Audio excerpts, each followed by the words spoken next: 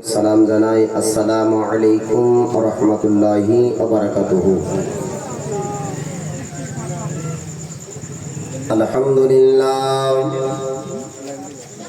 আলহামদুলিল্লাহ রাব্বিল আলামিন ওয়াল আকিবাতু লিল মুত্তাকিন। আসসালাতু ওয়াসসালামু আলা মান কানা নাবিয়্যান ওয়া দামু বাইনাল মা'i ওয়াত তিন وعلى آله وصحبه وأزواجه وذريته وأهل بيته أجمعين أما بعد أعوذ بالله من الشيطان الرجيم بسم الله الرحمن الرحيم ولا تقولوا لمن يقتل في سبيل الله أموات بل أحياء ولكن لا تشعرون. القرآن وما أرسلناك إلا رحمة للعالمين. القرآن عن أنس أن النبي صلى الله تعالى عليه وسلم قال شفاعتي لأهل الكبائر من أمتي. الحديث. صدق الله العظيم صدق رسوله النبي الأمين المتين المعين الكريم ونحن على ذلك من الشاهدين والشاكرين. الحمد لله رب العالمين. ما كان محمد أبا أحد من رجالكم ولكن رسول الله وخاتم النبيين وكان الله بكل شيء عليما. إن الله وملائكته يصلون على النبي يا أيها الذين آمنوا صلوا عليه وسلموا تسليما. محبت الله اللهم صل على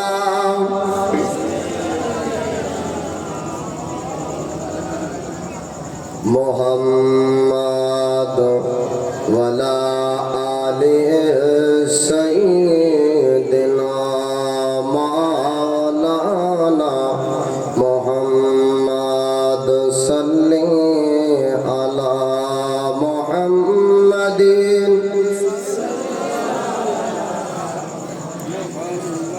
আরবেরি নাই মিশরে ইরাক ইরান নাই ভারতে সারা আসমান জমিনে নবী মুস্তাফা মোহব্বত বলুন সুবহানাল্লাহ। কন্ডারিঙ্গে পার পারে নবী মুস্তাফা আরবেরি নাই মিশরে ইরাক ইরান নাই ভারতের আরবেরি নাই মিশরে ইরাক ইরান নাই ভারতের সারা আসমান জমিনে নবী মুস্তাফা কন্ডারিঙ্গে পার পারে নবী মুস্তাফা তোরে পাহাড়ে মোসা খোদাকে করিল দেখার আশা। শুনেছেন না? তোরে পাহাড়ে মোসা খোদাকে করিল দেখার আশা। পলকে নূরে রোসা দেখতে পারলেন না পয়গম্বর মোসা। সেই জ্যোতির বান মোর নবী দো জাহান, সেই জ্যোতির বান মোর নবী দো জাহান। অপরপদান গফরে নবী মুস্তাফা আরবেরি নাই মিশরে ইরাক ইরান নাই ভারতের আরবেরি নয় মিশরের, ইরাক ইরান নয়, নয় ভারতের, সারা আসমান জমিনে নবী মুস্তাফা।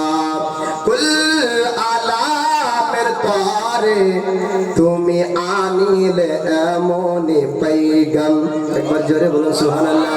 কুল আলামের তরে তুমি আনিলে এমনই पैगम, ঘুচিল যে বাণীতে সারা মাখলুকাতের রঞ্জগম।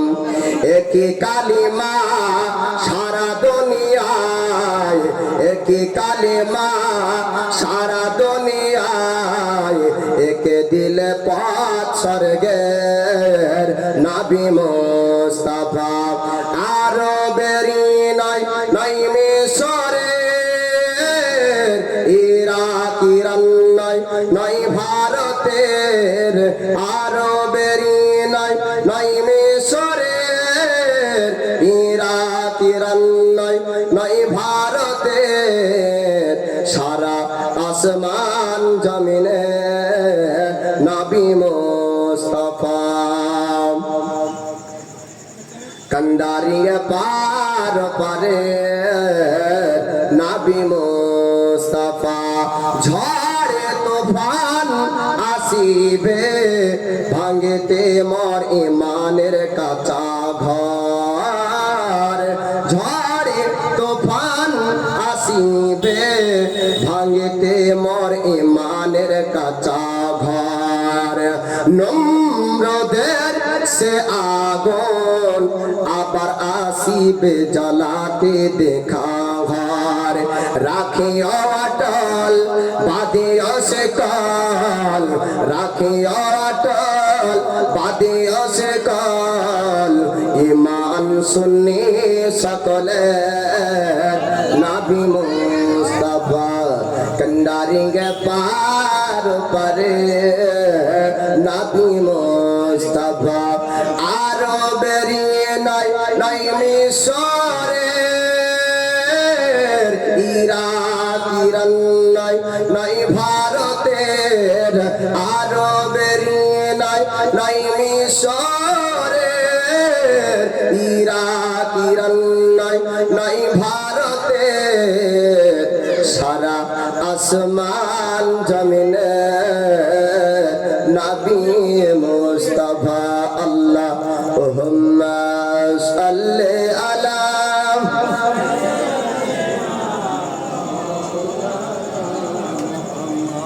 ওয়ালা আলি সাইয়্যিদিনা মাওলানা মুহাম্মদ।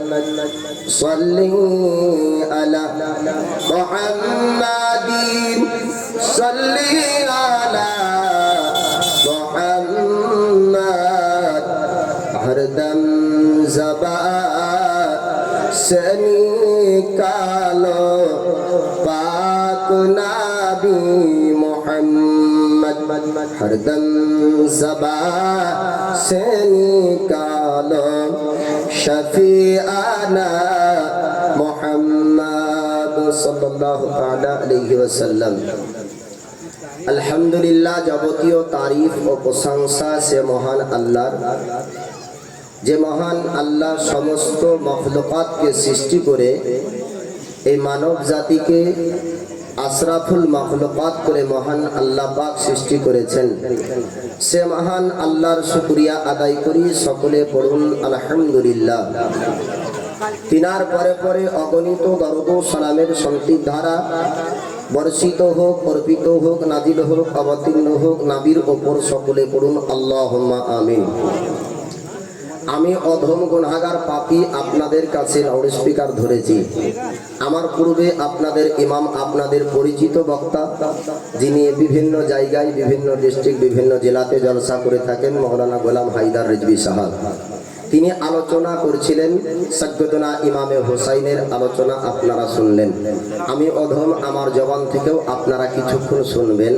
তারপরে পরে আমন্ত্রিত ওলামা প্রধান বক্তা হযরত আল্লামা কারি মাওলানা রফিকুল ইসলাম রেজভী সাহেব তিনি রাস্তায় আসছেন।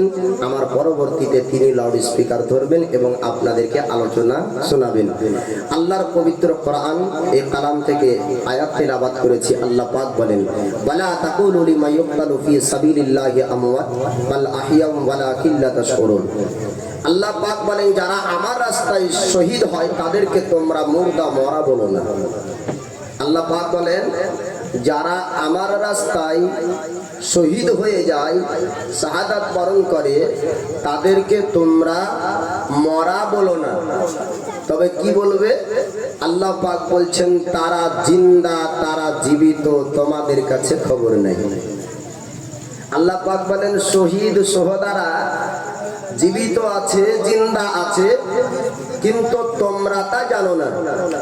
আমাদের এই চামড়ার চোখ দেখতে পাই না শহীদগণ আপন কবরে কেমন অবস্থাতে জীবিত আছে।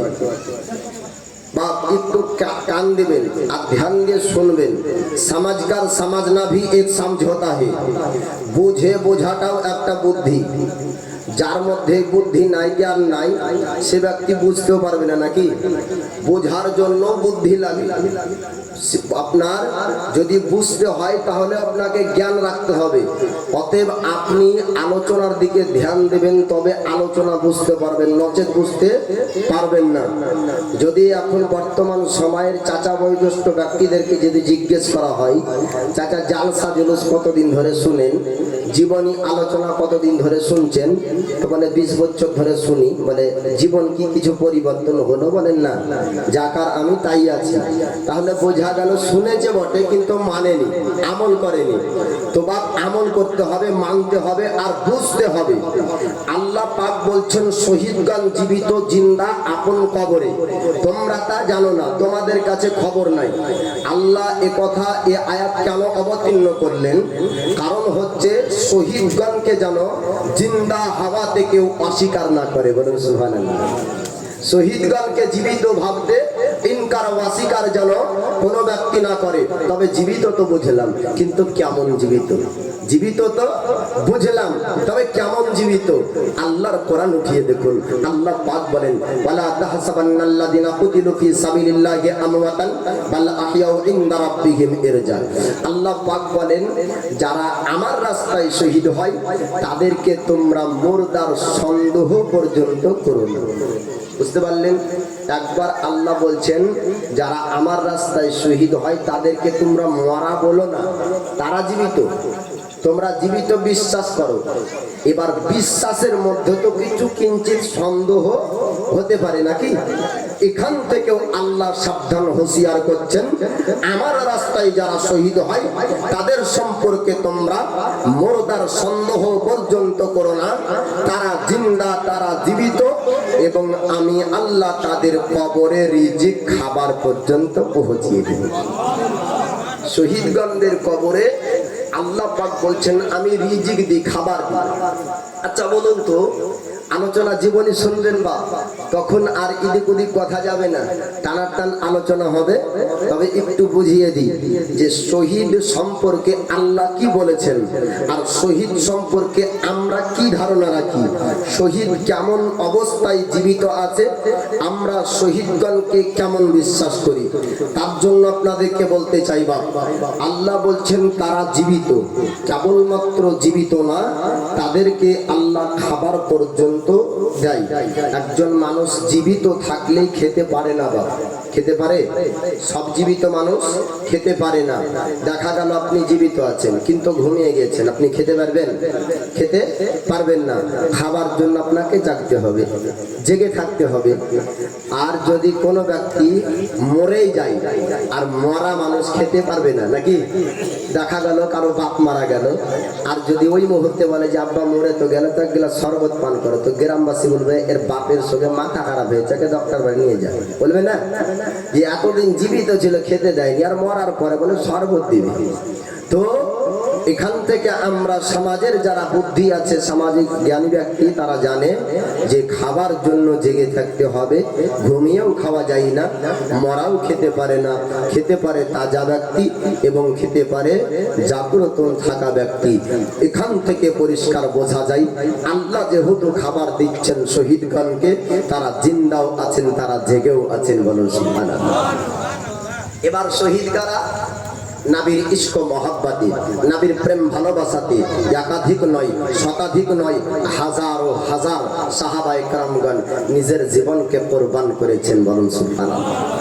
তাহলে যে নবীর জন্য জীবনকে কোরবান করে আল্লাহ পাক বলেন তারা জীবিত, তারা জিন্দা, এবং আমি আল্লাহ তাদের কবরে খাবার পৌঁছিয়ে দিই। বর্তমান সময়ে যদি কোন সংখ্যক আলিম যদি বলে থাকে নবী মরে মাটির সঙ্গে মিশে গিয়েছে, তার কথা মানা যাবে? বা তার কথা মানা যাবে না। ও দাড়িওয়ালা হোক, এত টুপিওয়ালা হোক, আল্লাহর নবীর একটি হাদিস আপনাদেরকে শুনিয়ে দিই, তারপরে পাক পাঞ্জাতনের ঘটনা আপনাদেরকে শোনাবো। আমার নবী পাক আলাইহিস সালাম তিনি মসজিদে নববীতে জুমার দিনে সাহাবীদেরকে বক্তব্য শোনাচ্ছেন। সাহাবীদেরকে বলছেন, ও গো আমার সাহাবারা, তোমরা জুমার দিনে বেশি বেশি করে আমার নামে দরুদ পড়বে। কি করবে? দরুদ পড়বে। সাহাবীরা বলে উঠলেন, ইয়া রাসূলুল্লাহ, আপনার নামে দরুদ পড়ব, আপনি যখন পর্দার আড়াল চলে যাবেন তখনও কি এমন ভাবেই দরুদ পড়ব? আমার নবী পাক বললেন, আন আবি দারদা ক্বাল ক্বালা রাসূলুল্লাহ সাল্লাল্লাহু তাআলা আলাইহি ওয়াসাল্লাম, ইন্নাল্লাহা হারামা আলাল আরদি আন তাকুলা আসসাদাল আম্বিয়া ফা নাবিয়ুল্লাহি হাইয়্যু ইরজা।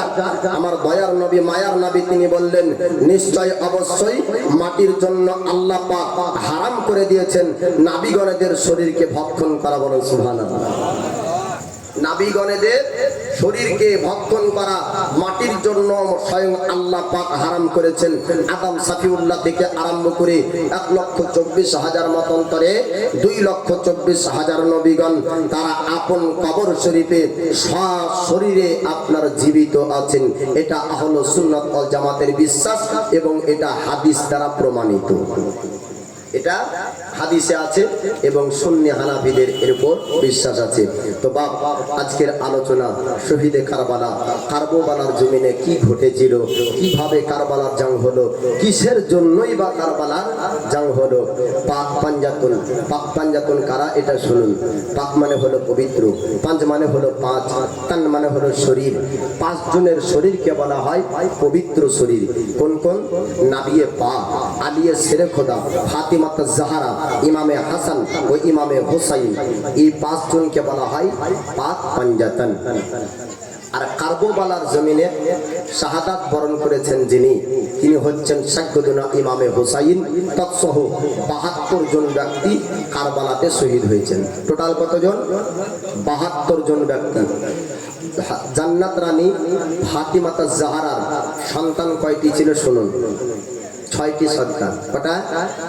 6টি। তার মধ্যে 3টি বেটা আর 3টি বেটি। 3টি বেটি আর 3টি বেটা। ইমামে হাসান, ইমামে হুসাইন ও মুহাসিন 3টি বেটা, জৈনাবা, রুকাইয়া, কুলসুম 3টি বেটি। এটা হলো ফাতিমা জাহরার সন্তান। ইমামে হাসানও শহীদ হয়েছেন, ইমামে হুসাইনও শহীদ হয়েছেন। একটা কথায় বলে যে মা গুনে বিটি আর আটা গুনে রুটি। জান্নাত রামণী ফাতিমা জাহরা সাইয়্যিদুনা ইমামে হাসান, সাইয়্যিদুনা ইমামে হুসাইনকে কেমন ভাবে লালন পালন করতেন একটু এই আলোচনা শুনবেন বাপ। তারপরে আপনার কারবালার ইতিহাসের দিকে আস্তে আস্তে সামনে নিয়ে যাব। তবে একটু ঝুমঝুম আওয়াজে একটু দরুদের নাজরানা পেশ করুন। আল্লাহুম্মা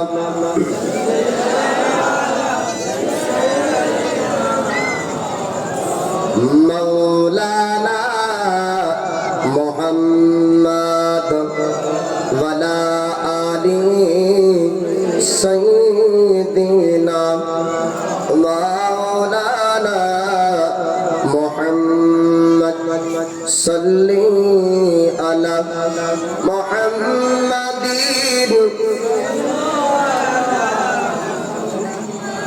हरदम ज़बा से निकालो पाक नबी मोहम्मद, हरदम ज़बा से निकालो शफीआना मुहम्मद सल्लल्लाहु ताला अलैहि वसल्लम।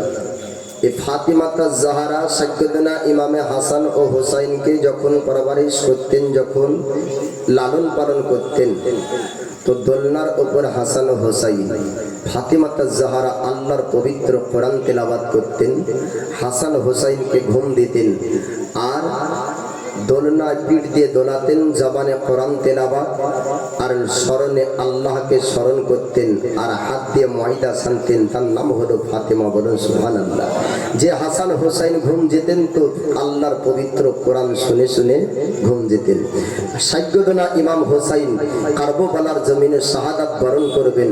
আল্লাহ পাক আমার নবী পাককে জানিয়ে দিয়েছিলেন পূর্বে থেকেই, যখন ইমাম হুসাইনের জন্ম হয় আমার রাসূলুল্লাহর কাছে একজন ফারিস্তা আছে।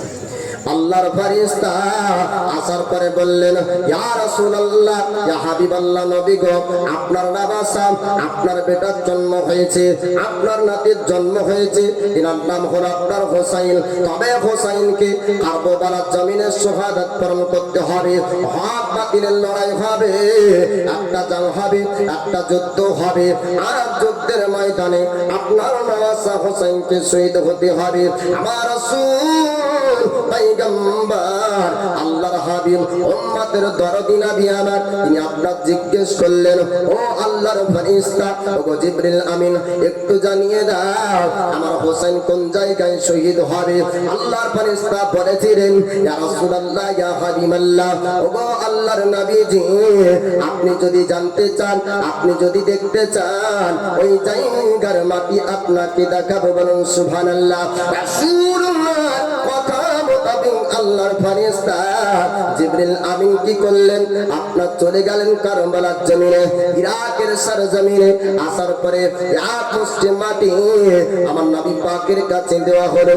আল্লাহর নবী পয়গম্বর হাবিবুল্লাহ, তিনি আপনার মাটি দেখলেন, এক মুষ্টি মাটি থেকে আপনার পুরো কারবালার জমিনকে সাফ করলেন। কারবালার জমিনে পুরো মাটিটা আমার নবী পাক দেখলেন, পুরো ময়দানটা আপনার দেখা হলো। জান্নাত রানী ফাতেমাকে আমার নবী পাক ডাক দেন, ফাতেমা, একটু তুমি আসো, তোমার বেটা হোসাইনকে শহীদ হতে হবে কারবালার জমিনে। ওগো ফাতেমা, তোমার ইচ্ছা একটু জানিয়ে দাও, তোমার কি ইচ্ছা আছে? তুমি কি চাও তোমার বেটা শহীদ হয়ে যায়? ফাতিমা ज़हरा বলেন, ইয়া রাসূলুল্লাহ, ইয়া হাবিবাল্লাহ, ওগো আল্লাহর নবীজি, ওগো আব্বা জান, আমার বেটা হোসাইন শাহাদাত বরণ করবে, আমার বেটা হোসাইন শহীদ হবে, আমার আপত্তি থাকবে না। তবে আব্বা জান গো, একটু আপনি জানিয়ে দেন, আপনি একটু বলে দেন, আমার বেটা হোসাইনকে কারা শহীদ করবে, আর কেনই বা করবে? আমার নবী পাক আলাইহিস সালাম বলেছিলেন, ও বেটি ফাতিমা, তোমার হোসাইনকে যারা শহীদ করবে তারা অন্য কেউ হবে না, তারা হবে আমার উম্মত। এখনো দুনিয়াতে আছে না নাই ইয়াজিদি মুসলমান? এখনো দুনিয়াতে আছে না নাই হুসাইনি মুসলমান? ইয়াজিদি মুসলমান নবাব, তারা হলো মুনাফিক। জি, মুসলমান নামে তারা মুনাফিক। দয়ার মুস্তাফা পয়গম্বর তিনি ফাতেমা ज़हराকে জানিয়ে দিলেন, ও বেটি ফাতেমা, তুমি একটু শুনে নাও, শুনে নাও, আমার হোসাইনকে যারা শহীদ করবে অন্য কেউ হবে না, অন্য ধর্মের ব্যক্তি তারা হবে না, অন্য ধর্মের ব্যক্তিরা আমার হোসাইনকে আঘাত করবে না, অন্য ধর্মের ব্যক্তিরা আমার হোসাইনের রক্ত ঝরাবে না, আমার হোসাইনের রক্ত যারা ঝরাবে তারা হবে আমার উম্মতের ব্যক্তি, তারা হবে আমার উম্মতের ব্যক্তি। ফাতিমা ज़हरा বলেছিলেন, ইয়া রাসূলুল্লাহ, ইয়া হাবিবাল্লাহ, ও আল্লাহর নবী, আপনি একটু ওই জায়গা আমাকে দেখিয়ে দেন, আমি ফাতিমা একটু ওই জায়গা দেখতে চাই। আমার রাসূল পয়গম্বর হাবিবুল্লাহ বললেন, ওগো ফাতিমা, তুমি কি ওই জায়গা দেখতে চাও? বলে, হ্যাঁ আব্বা জান, আমি ওই জায়গাকে দেখতে চাই।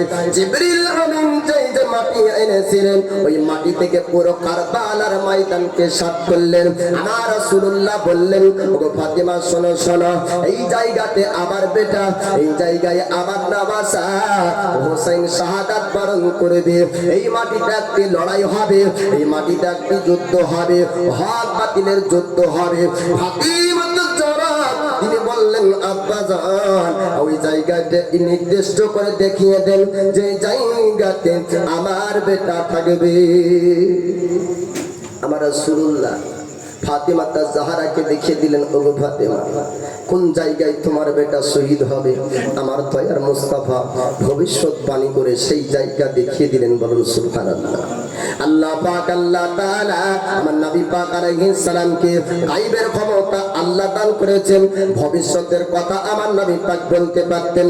ওগো ফাতেমা শুনে নাও, আমি যেই জায়গা দেখিয়ে দিলাম, যেই জায়গা মার্ক করে দিলাম, এই জায়গাতে তোমার বেটা হোসেন শহীদ হবে, এই জায়গায় তোমার বেটার দেহ থাকবে, এই জায়গায় তোমার বেটার শরীর থাকবে।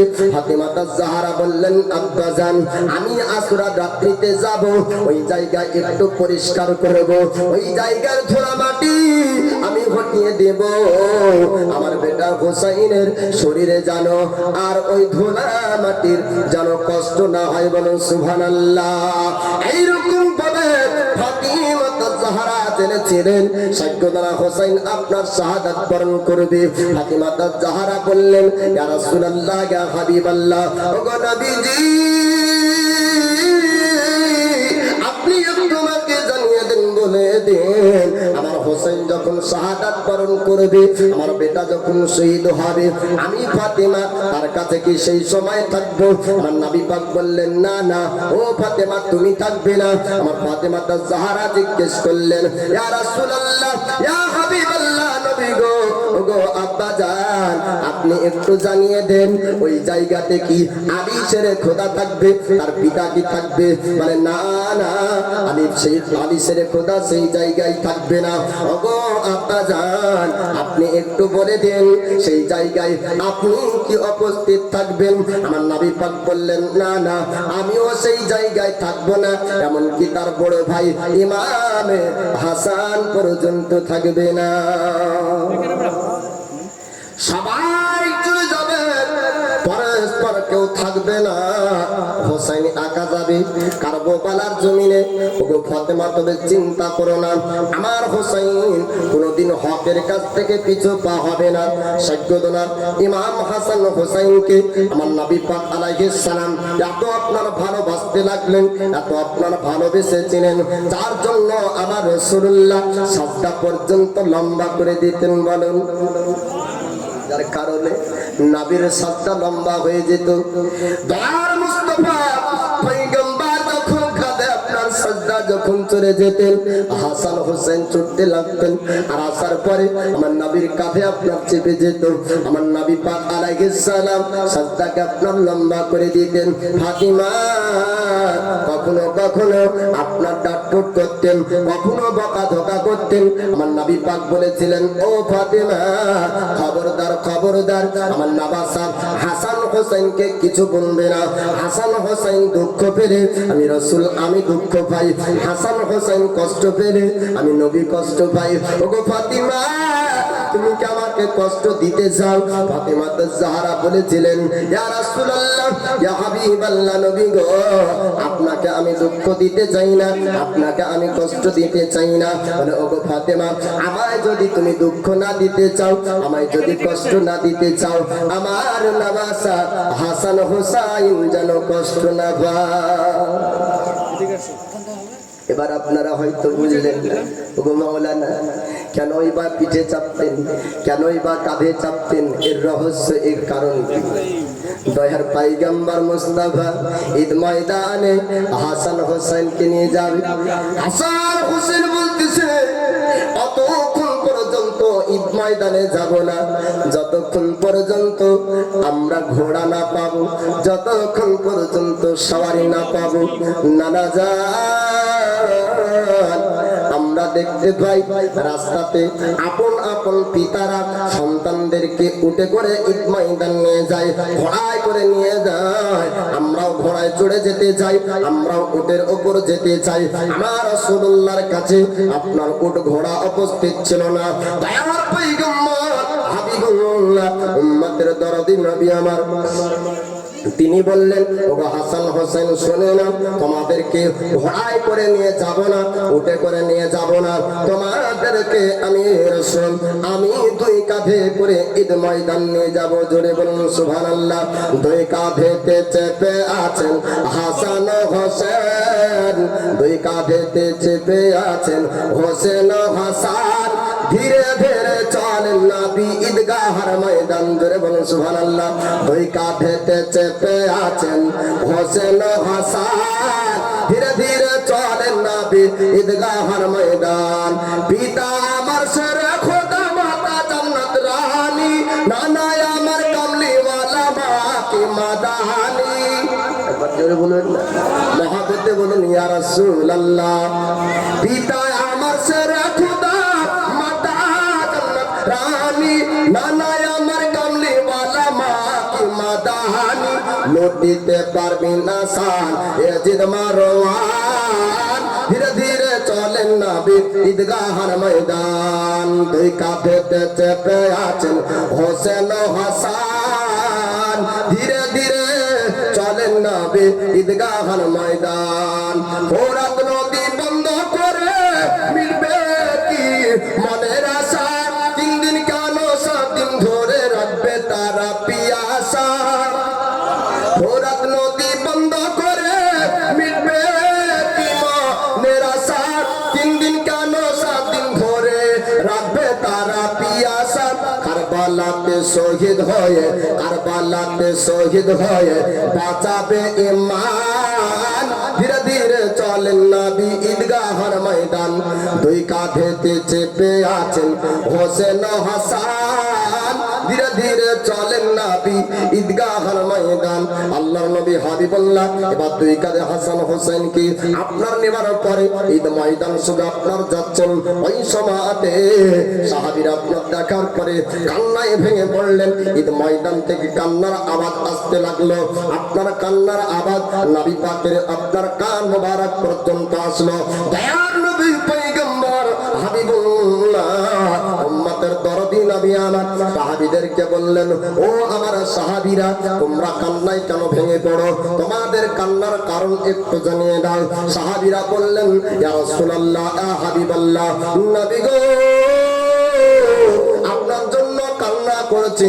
আপনার দুই কাঁধে আমরা দেখতে ভাই হাসান হোসেন, আপনি একা দুইজন ব্যক্তিকে নিয়ে আসছেন। ইয়া রাসূলুল্লাহ, ইয়া হাবিবাল্লাহ, নবী গো, একবার যদি আপনি বলতেন আপনার কাছে আমরা উট নিয়ে যেতাম। নবী গো, একবার যদি বলতেন আপনার বাড়ির পাশে উটের সারি লাগিয়ে দিতাম। ইয়া রাসূলুল্লাহ, নবী গো, আমরা উটে করে ঈদ ময়দান আসবো, আমরা ঘোড়ায় করে ঈদ ময়দান আসবো। নবী গো, আপনার কাঁধে থাকবে হাসান হোসেন। ইয়া রাসূলুল্লাহ, ইয়া হাবিবাল্লাহ, নবী এটা হতে পারে না। আপনি একবার কেন বললেন না? আমার নবী পাক বললেন, ও আমার সাহাবী, তোমরা শুনে না, উটের উপর দুনিয়ার সমস্ত বাচ্চা চড়তে পারে, ঘোড়ার উপরে দুনিয়ার সমস্ত বাচ্চা চড়তে পারে। আমার হাসান হোসেন আমার কাঁধে চড়েছে, কিয়ামত পর্যন্ত দুনিয়ার কোন বাচ্চা আজ পর্যন্ত আর কোনদিন আমার কাঁধ তারা পাবে না। বলুন সুবহানাল্লাহ। দুনিয়ার গাড়ি পরিবর্তন হবে, সুন্দর সুন্দর গাড়ি তৈরি হবে, সবারই পরিবর্তন হবে, সুন্দর সুন্দর শাড়ি আপনারা পাওয়া যাবে, কিন্তু নবীর কাঁধ মুবারক পাওয়া যাবে না। নবীর কাঁধ মুবারক অন্য কেউ বাচ্চা পাবে? আমার নবী পাক বলেন, সাহাবীরা আমার কাঁধে চেপেছে। হাসান হোসেন যদি ঘোড়ায় চাপতো, অন্য বাচ্চারা ঘোড়ায় চাপতো, পার্থক্য কিছু থাকতো না। অন্য বাচ্চারা উঠে চাপতো, আমার হাসান হোসেন উঠে চাপতো, গাড়ির পার্থক্য থাকতো না। তবে শোনে না, আমার কাঁধে হাসান হোসেন চেপেছে, অন্যরা বাচ্চারা ঘোড়ার উপর চেপেছে, তাদের গাড়ি আর হাসান হোসেনের গাড়ি এক নয়। ঠিক না? আলোচনায় অনেক জীবনীতে শুনবেন যে নাবিরকে যখন বললেন ঘোড়ায় চাপো, উঠে চাপো, তো নাবি আমার নিজেই ঘোড়া হয়ে গেলেন। নাউজুবিল্লাহ। নাবির জন্য এরকম পশু শব্দ ব্যবহার করা চলে না। বাবা কাঁধে করে নিয়ে গিয়েছিলেন, আদব বজায় রাখতে হবে। বাবা সেই দিন থেকে হাসান হোসাইন যখনই নবী আমার সাজদায় চলে যেতেন, হাসান হোসাইন এক অপরকে ডাক দিতেন, ভাই ওই দেখো নবী আমাদের জন্য নিজের কাঁধ, নবী আমাদের জন্য, নানা আমাদের জন্য নিজের ঘাড়কে নামিয়ে দিয়েছে, চলো আমরা নানার ঘাড়ে চেপে যাই। নবীর কাঁধে যখন হাসান হোসাইন চেপে যেতেন, আমার সৈয়দনা হাসান হোসাইন নবীর সৈয়দনা ইমামে হাসান হোসাইন নবীর নওয়াসা যখন চেপে যেতেন, আমার দয়ার মুস্তাফা সাজদার তাসবিহকে লম্বা করে দিতেন, সাজদা থেকে মাথা তুলতেন না। বলেন সুবহানাল্লাহ। আমার নবী বলেন, হুসাইন মিন্নি ওয়া আনা মিনাল হুসাইন, যে ব্যক্তি হুসাইনকে ভালোবাসলো সে ব্যক্তি আমি রাসূল আমাকেই ভালোবাসলো। বলুন সুবহানাল্লাহ। আর নবীর ভালোবাসা যদি কালবে থাকে, নবীর ভালোবাসা যদি অন্তরে থাকে, তাহলে নবীর শাফাআত কিয়ামতের দিন পাওয়া যাবে, তাই না? আজিজানে মুহতারাম, এবার সৈয়দনা ইমামে হাসান ও হুসাইন ইনারা আপনারা আস্তে আস্তে লালন পালন হচ্ছে, আস্তে আস্তে বড় হচ্ছে। কারবালার ইতিহাস বাল্যকাল থেকে বললে অনেক লম্বা চওড়া হয়ে যাবে বাবা, তবে হযরত ফাতিমা জাহরা তিনি এমন ভাবে তিনাদেরকে লালন পালন করতেন যে ফাতিমা জাহরা তিনি যে দোয়া করতেন আল্লাহ কবুল করে নিতেন।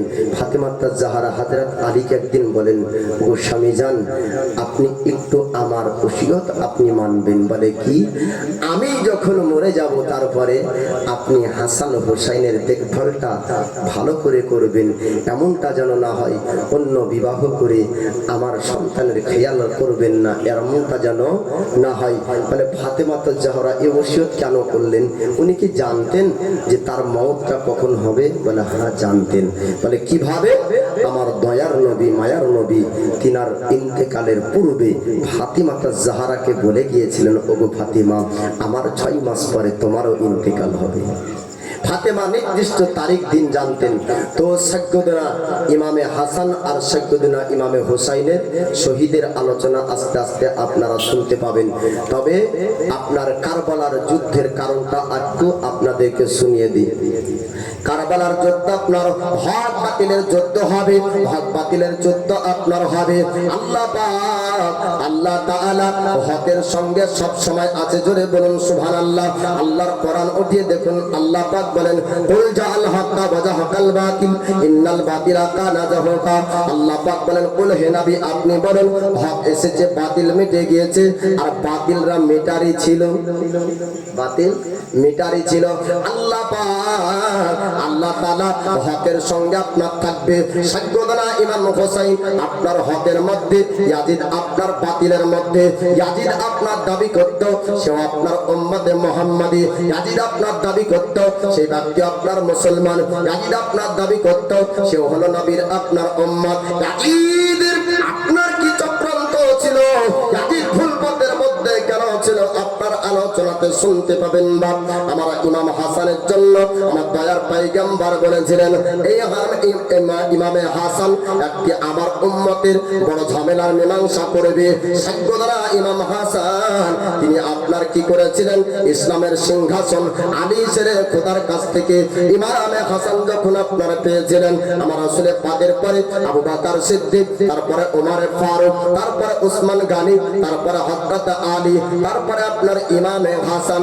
ইমামে হাসান যখন ইসলামের সিংহাসন পেলেন, খেলাফতের তাজ পেলেন, তখন আপনার সাহাবীদের মধ্যে দিমাগ শুরু হয়ে গেল। সাহাবীদের মধ্যে দিমাগ যখন দেখা যায়, আমার নবীর নওয়াসা ইমাম হাসান আপনার হযরত আমিরে মুআবিয়ার কাছে আপনার খেলাফতের তাজ আপনার দিয়ে দেয়, ইসলামের সিংহাসন হযরত আমিরে মুআবিয়াকে আপনার দেওয়া হলো। ইমামে হাসান তিনি আপনারা বলেছিলেন, কিন্তু আপনার একটা শর্ত দিয়েছিলেন।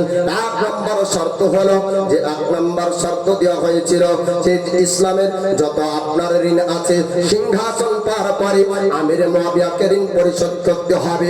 আরেকটি শর্ত দেওয়া হয়েছিল, পূর্বের ঝামেলার যেন আপনার প্রতিবাদ না করা হয়, পূর্বের ঝামেলার বদলা যেন না নেওয়া হয়, তাতে মুসলমানদের ক্ষতি হবে। আপনার 2 নম্বর শর্ত হলো, 2 নম্বর শর্ত দেওয়া হয়েছিল, আমিরে মুআবিয়া যতক্ষণ পর্যন্ত জীবিত থাকবে, আমিরে মুআবিয়া যতক্ষণ পর্যন্ত জিন্দা থাকবে, ততক্ষণ পর্যন্ত খিলাফতের তাজ তার কাছে থাকবে, যতক্ষণ পর্যন্ত জাহির জিন্দেগিতে থাকবে ততক্ষণ পর্যন্ত ইসলামের সিংহাসন আমিরে মুআবিয়ার কাছে থাকবে। যারা আপনার শিয়া সম্প্রদায়ের ব্যক্তি তারা আপনার বলে থাকে আমিরে মুআবিয়াকে আপনার সাহাবী বলা চলে না, বলেন নাউজুবিল্লাহ। আমিরে মুআবিয়া সাহাবী তো দূরের কথা, আমিরে মুআবিয়া মাশহুর একজন সাহাবী, জোরে বলেন সুবহানাল্লাহ। আমিরে মুআবিয়ার সঙ্গে হাসান হুসাইনের কোনদিন আপনার দ্বন্দ্ব হয়নি। আমিরে মুআবিয়া আপনার খারাপ ছিলেন না। আমিরে মুআবিয়া তিনি আপনার ইয়াজিদকে আপনার খেলাফতের তাজ শেষ পর্যন্ত দিয়ে যাননি। আমিরে মুআবিয়া তিনি আপনার যখন জাহির জিন্দেগিতে ছিলেন হাসান হোসেনকে কাঁধে করে আপনার নিয়ে বেড়াতেন, বলেন সুবহানাল্লাহ। ইমামে হাসানের শর্ত হযরত আমিরে মুআবিয়া আপনার মনে ছিল। যখন আপনার এবার আমিরে মুআবিয়া অসুস্থ যখন হয়েছিল, অসুস্থর সময়তে ইয়াজিদ মনে মনে চিন্তা করলো আপনার কাছ থেকে যদি ইসলামের সিংহাসন না নিয়ে নি, আপনার কাছ থেকে যদি খেলাফত না নিয়ে নি, তবে আর আমাকে আমির বলে কেউ মানবে না, আমাকে খলিফা বলে মানবে না, আমার বায়াত কোনো ব্যক্তি গ্রহণ করবে না। ইয়াজিদ বলল আব্বা জান ও আমিরে মুআবিয়া আপনি একটু জানিয়ে দেন, আপনি কি আমাকে খেলাফত দিবেন না, আপনি কি ইসলামের সিংহাসন আমাকে দিবেন না? আমিরে মুআবিয়া বলেছিলেন ওগো ইয়াজিদ, ওগো আমার বেটা তুমি শুনে নাও, এই খেলাফতের তাজের এই খেলাফতের অধিকার তুমি নাও। এই খেলাফতের অধিকার হলো আহলে বায়াতের রাসূল সাইয়্যিদুনা ইমাম হুসাইন, বলেন সুবহানাল্লাহ। আমিরে মুআবিয়া বলেছিলেন ওগো ইয়াজিদ শুনে নাও, খেলাফত যদি তোমাকে নিতে হয় হুসাইনকে তোমাকে রাজি করতে হবে। হুসাইনের সমর্থন ছাড়া তুমি খলিফা হতে পারবে না।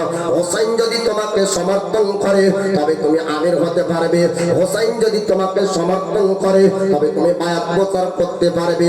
ইয়াজিদ যখন এই কথা জেনে নিল যে হুসাইনের ইচ্ছার বিরুদ্ধে আমি খলিফা হতে পারবো না, হুসাইন যদি আমাকে সমর্থন না করে তবে আমি ইসলামের সিংহাসন পাবো না। ইসলামের সিংহাসন আমাকে যদি নিতে হয়, আমাকে যদি আমির হতে হয়, আমি যদি বায়াত গ্রহণ করাতে চাই, আমি যদি বায়াতের প্রচার করাতে চাই, সর্বপ্রথম হুসাইনকে রাজি করতে হবে।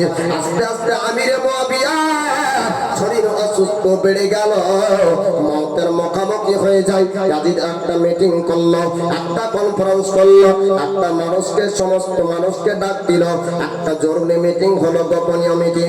ইয়াজিদ বাহিনীকে ইয়াজিদ বলল যদি আমার আব্বা আমিরে মুআবিয়ার ইন্তেকাল হয়ে যায়, যদি আমার আব্বা মারা যায়, তবে এই খবরটা যেন খবরদার লিক না হয়ে যায়, এটাকে গোপন রাখতে হবে।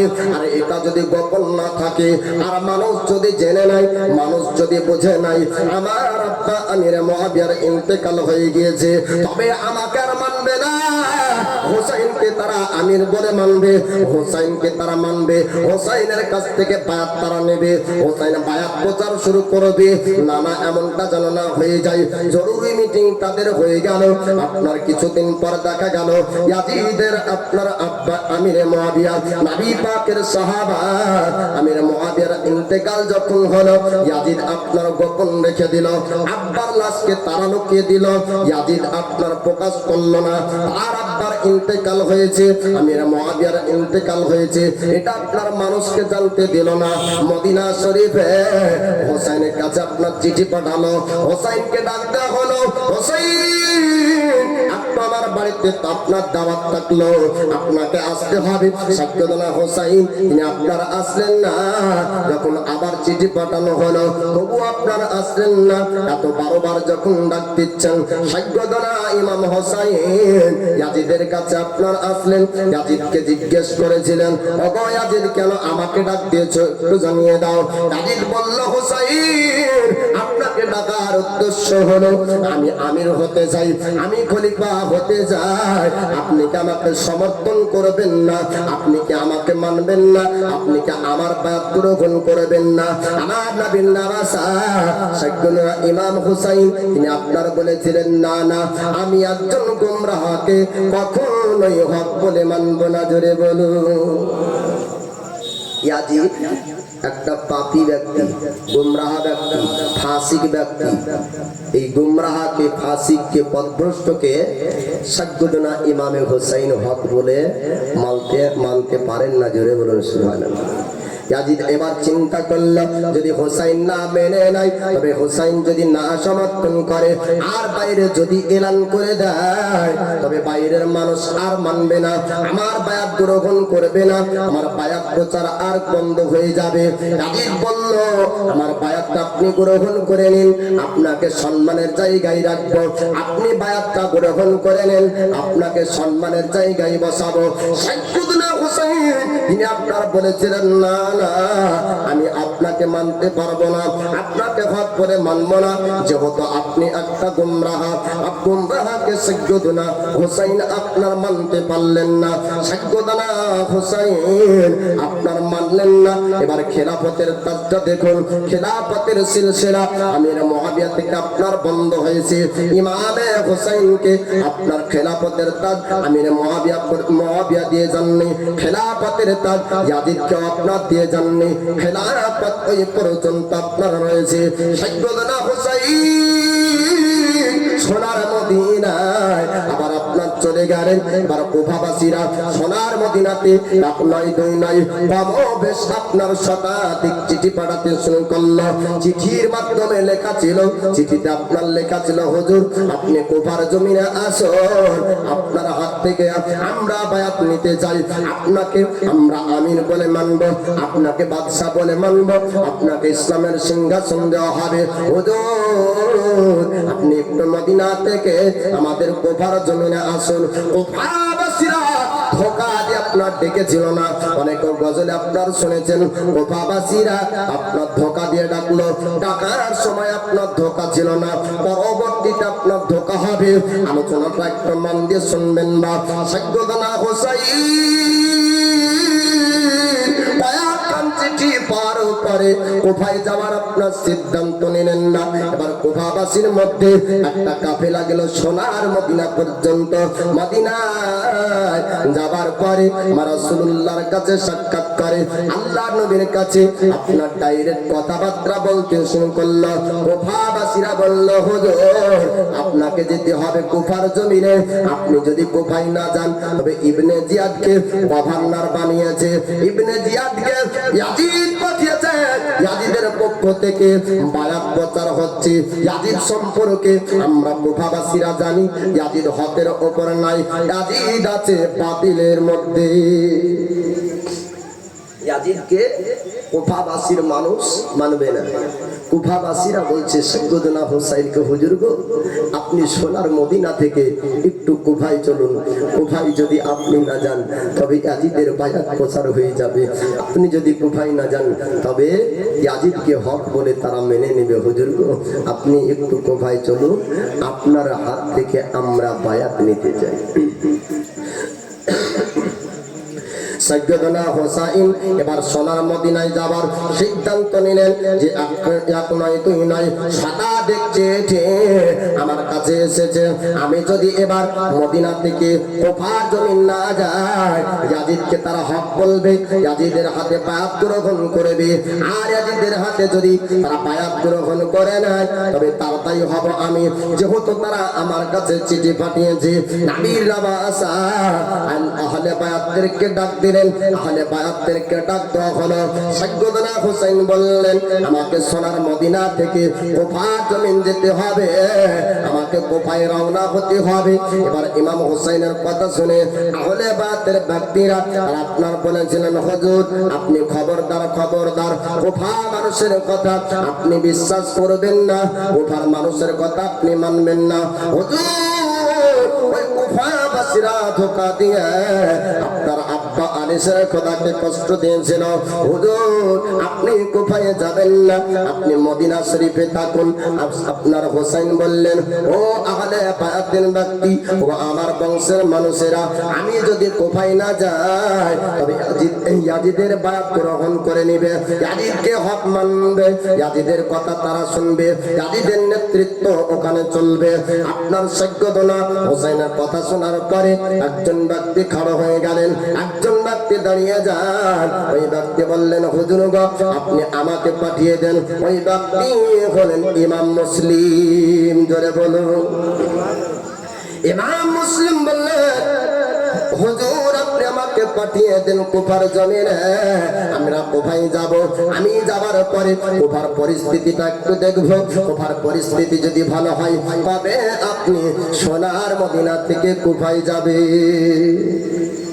আর সোনার মদিনা, যে মদিনাতে আমার নবী পাক দেহ মোবারক, নবী পাক রূহ মোবারক, নবী পাক সশরীরে জিন্দা অবস্থাতে ও সোনার মদিনায় আছে। জোরে বলুন সুবহানাল্লাহ। দুনিয়ার বুকে বাপ, এমন পৃথিবীর বুকে কোনো সুন্দর জায়গা নাই যেই জায়গাটা সোনার মদিনার থেকে সুন্দর হতে পারে। এটা একজন আশিকের কথা বাপ, যে সোনার মদিনা অপেক্ষা পৃথিবীর বুকে কোনো জায়গা সুন্দর হতে পারে না, দামি হতে পারে না। সোনার মদিনা দামি হয়েছে আমার রাসূলুল্লাহর জন্য। মদিনার নাম ছিল ইয়াসরাব। নবী আমার পৌঁছালেন তো জায়গার নাম পরিবর্তন হয়ে মদিনাতুন নবী হলেন। আর মদিনাতুন নবী থেকে মুক্তাসার হয়ে নাম হলো আপনার মদিনা। আর নবী ওই জায়গায় আছে, তাই জায়গা সম্মানী হয়ে গিয়েছে মদিনা শরীফ। জোরে বলুন সুবহানাল্লাহ। মদিনার ধোলা বালি সুরমা বানাবো। একটু জোরে বলুন সুবহানাল্লাহ। আচ্ছা বলুন তো, আমি যখন বলবো খালি আমারই দিলি তামান্না, না আপনাদেরও ইচ্ছা আছে যে সোনার মদিনার মাটিকে সুরমা বানাতে? কার কার ইচ্ছা আছে একটু হাত উঠান দিন। আমি যখন বলবো আমার সঙ্গে সঙ্গে আপনারা বলবেন মদিনার ধোলা বালি সুরমা বানাবো, ঠিক আছে? আর সেই সুরমা চোখে দিয়ে রসুল দেখিব। দুটো কথা, মদিনার ধোলা বালি সুরমা বানাবো, মদিনার ধোলা বালি সুরমা বানাবো, সে সুরমা চোখে দিয়া, আরো জোরে বলেন, সে সুরমা চোখে দিয়া মদিনার ধোলা বালি সুরমা বানাবো, মদিনার ধোলা বালি সুরমা বানাবো, সে সুরমা চোখে দিয়া। আশিকরা মদিনায় গেল, দয়ার নবীর দিদার পেল। আশিকরা মদিনায় গেল, দয়ার নবীর দিদার পেল। আশায় যে আমাদের দিন ফোরানো পাবে যাইব, আশায় বড় দিন ফোরানো কে যে করিব, সে সুরমা চোখে দিয়া রাসূল দেখিব। মদিনার ধোলা বালি সুরমা বানাবো, মদিনার ধোলা বালি সুরমা বানাবো, সে সুরমা চোখে দিয়া। আহা জোরে আরো, সেই সুরমা চোখে দিয়া। ওয়ারাফানা লাকা যিকরা, কোরআনে বলেছেন আল্লাহ পাক। ওয়ারাফানা লাকা যিকরা, কোরআনে বলেছেন আল্লাহ পাক। নবীজির উঁচু মাকাম সবাই দেখো গো, নবীজির উঁচু মাকাম সবাই দেখো গো, সে সুরমা চোখে দিয়া। আরো জোরে, সেই সুরমা চোখে দিয়া। মদিনার ধোলা বালি সুরমা বানাবো, মদিনার ধোলা বালি সুরমা বানাবো, সে সুরমা চোখে দিয়া রাসূল দেখিব, সে সুরমা চোখে দিয়া রাসূল দেখিব। যে দেখেছে নবীর দিদার দোজখ হারাম হয়েছে তার, যে দেখেছে নবীর দিদার দোজখ হারাম হয়েছে তার। দিদার পেতে আশা আমার কবে দেখিব, দিদার পেতে আশা আমাদের কবে দেখিব, সে সুরমা চোখে দিয়া রাসূল দেখিব। মদিনার ধোলা বালি সুরমা বানাবো, মদিনার ধোলা বালি সুরমা বানাবো, সে সুরমা চোখে দিয়া রাসূল দেখিব।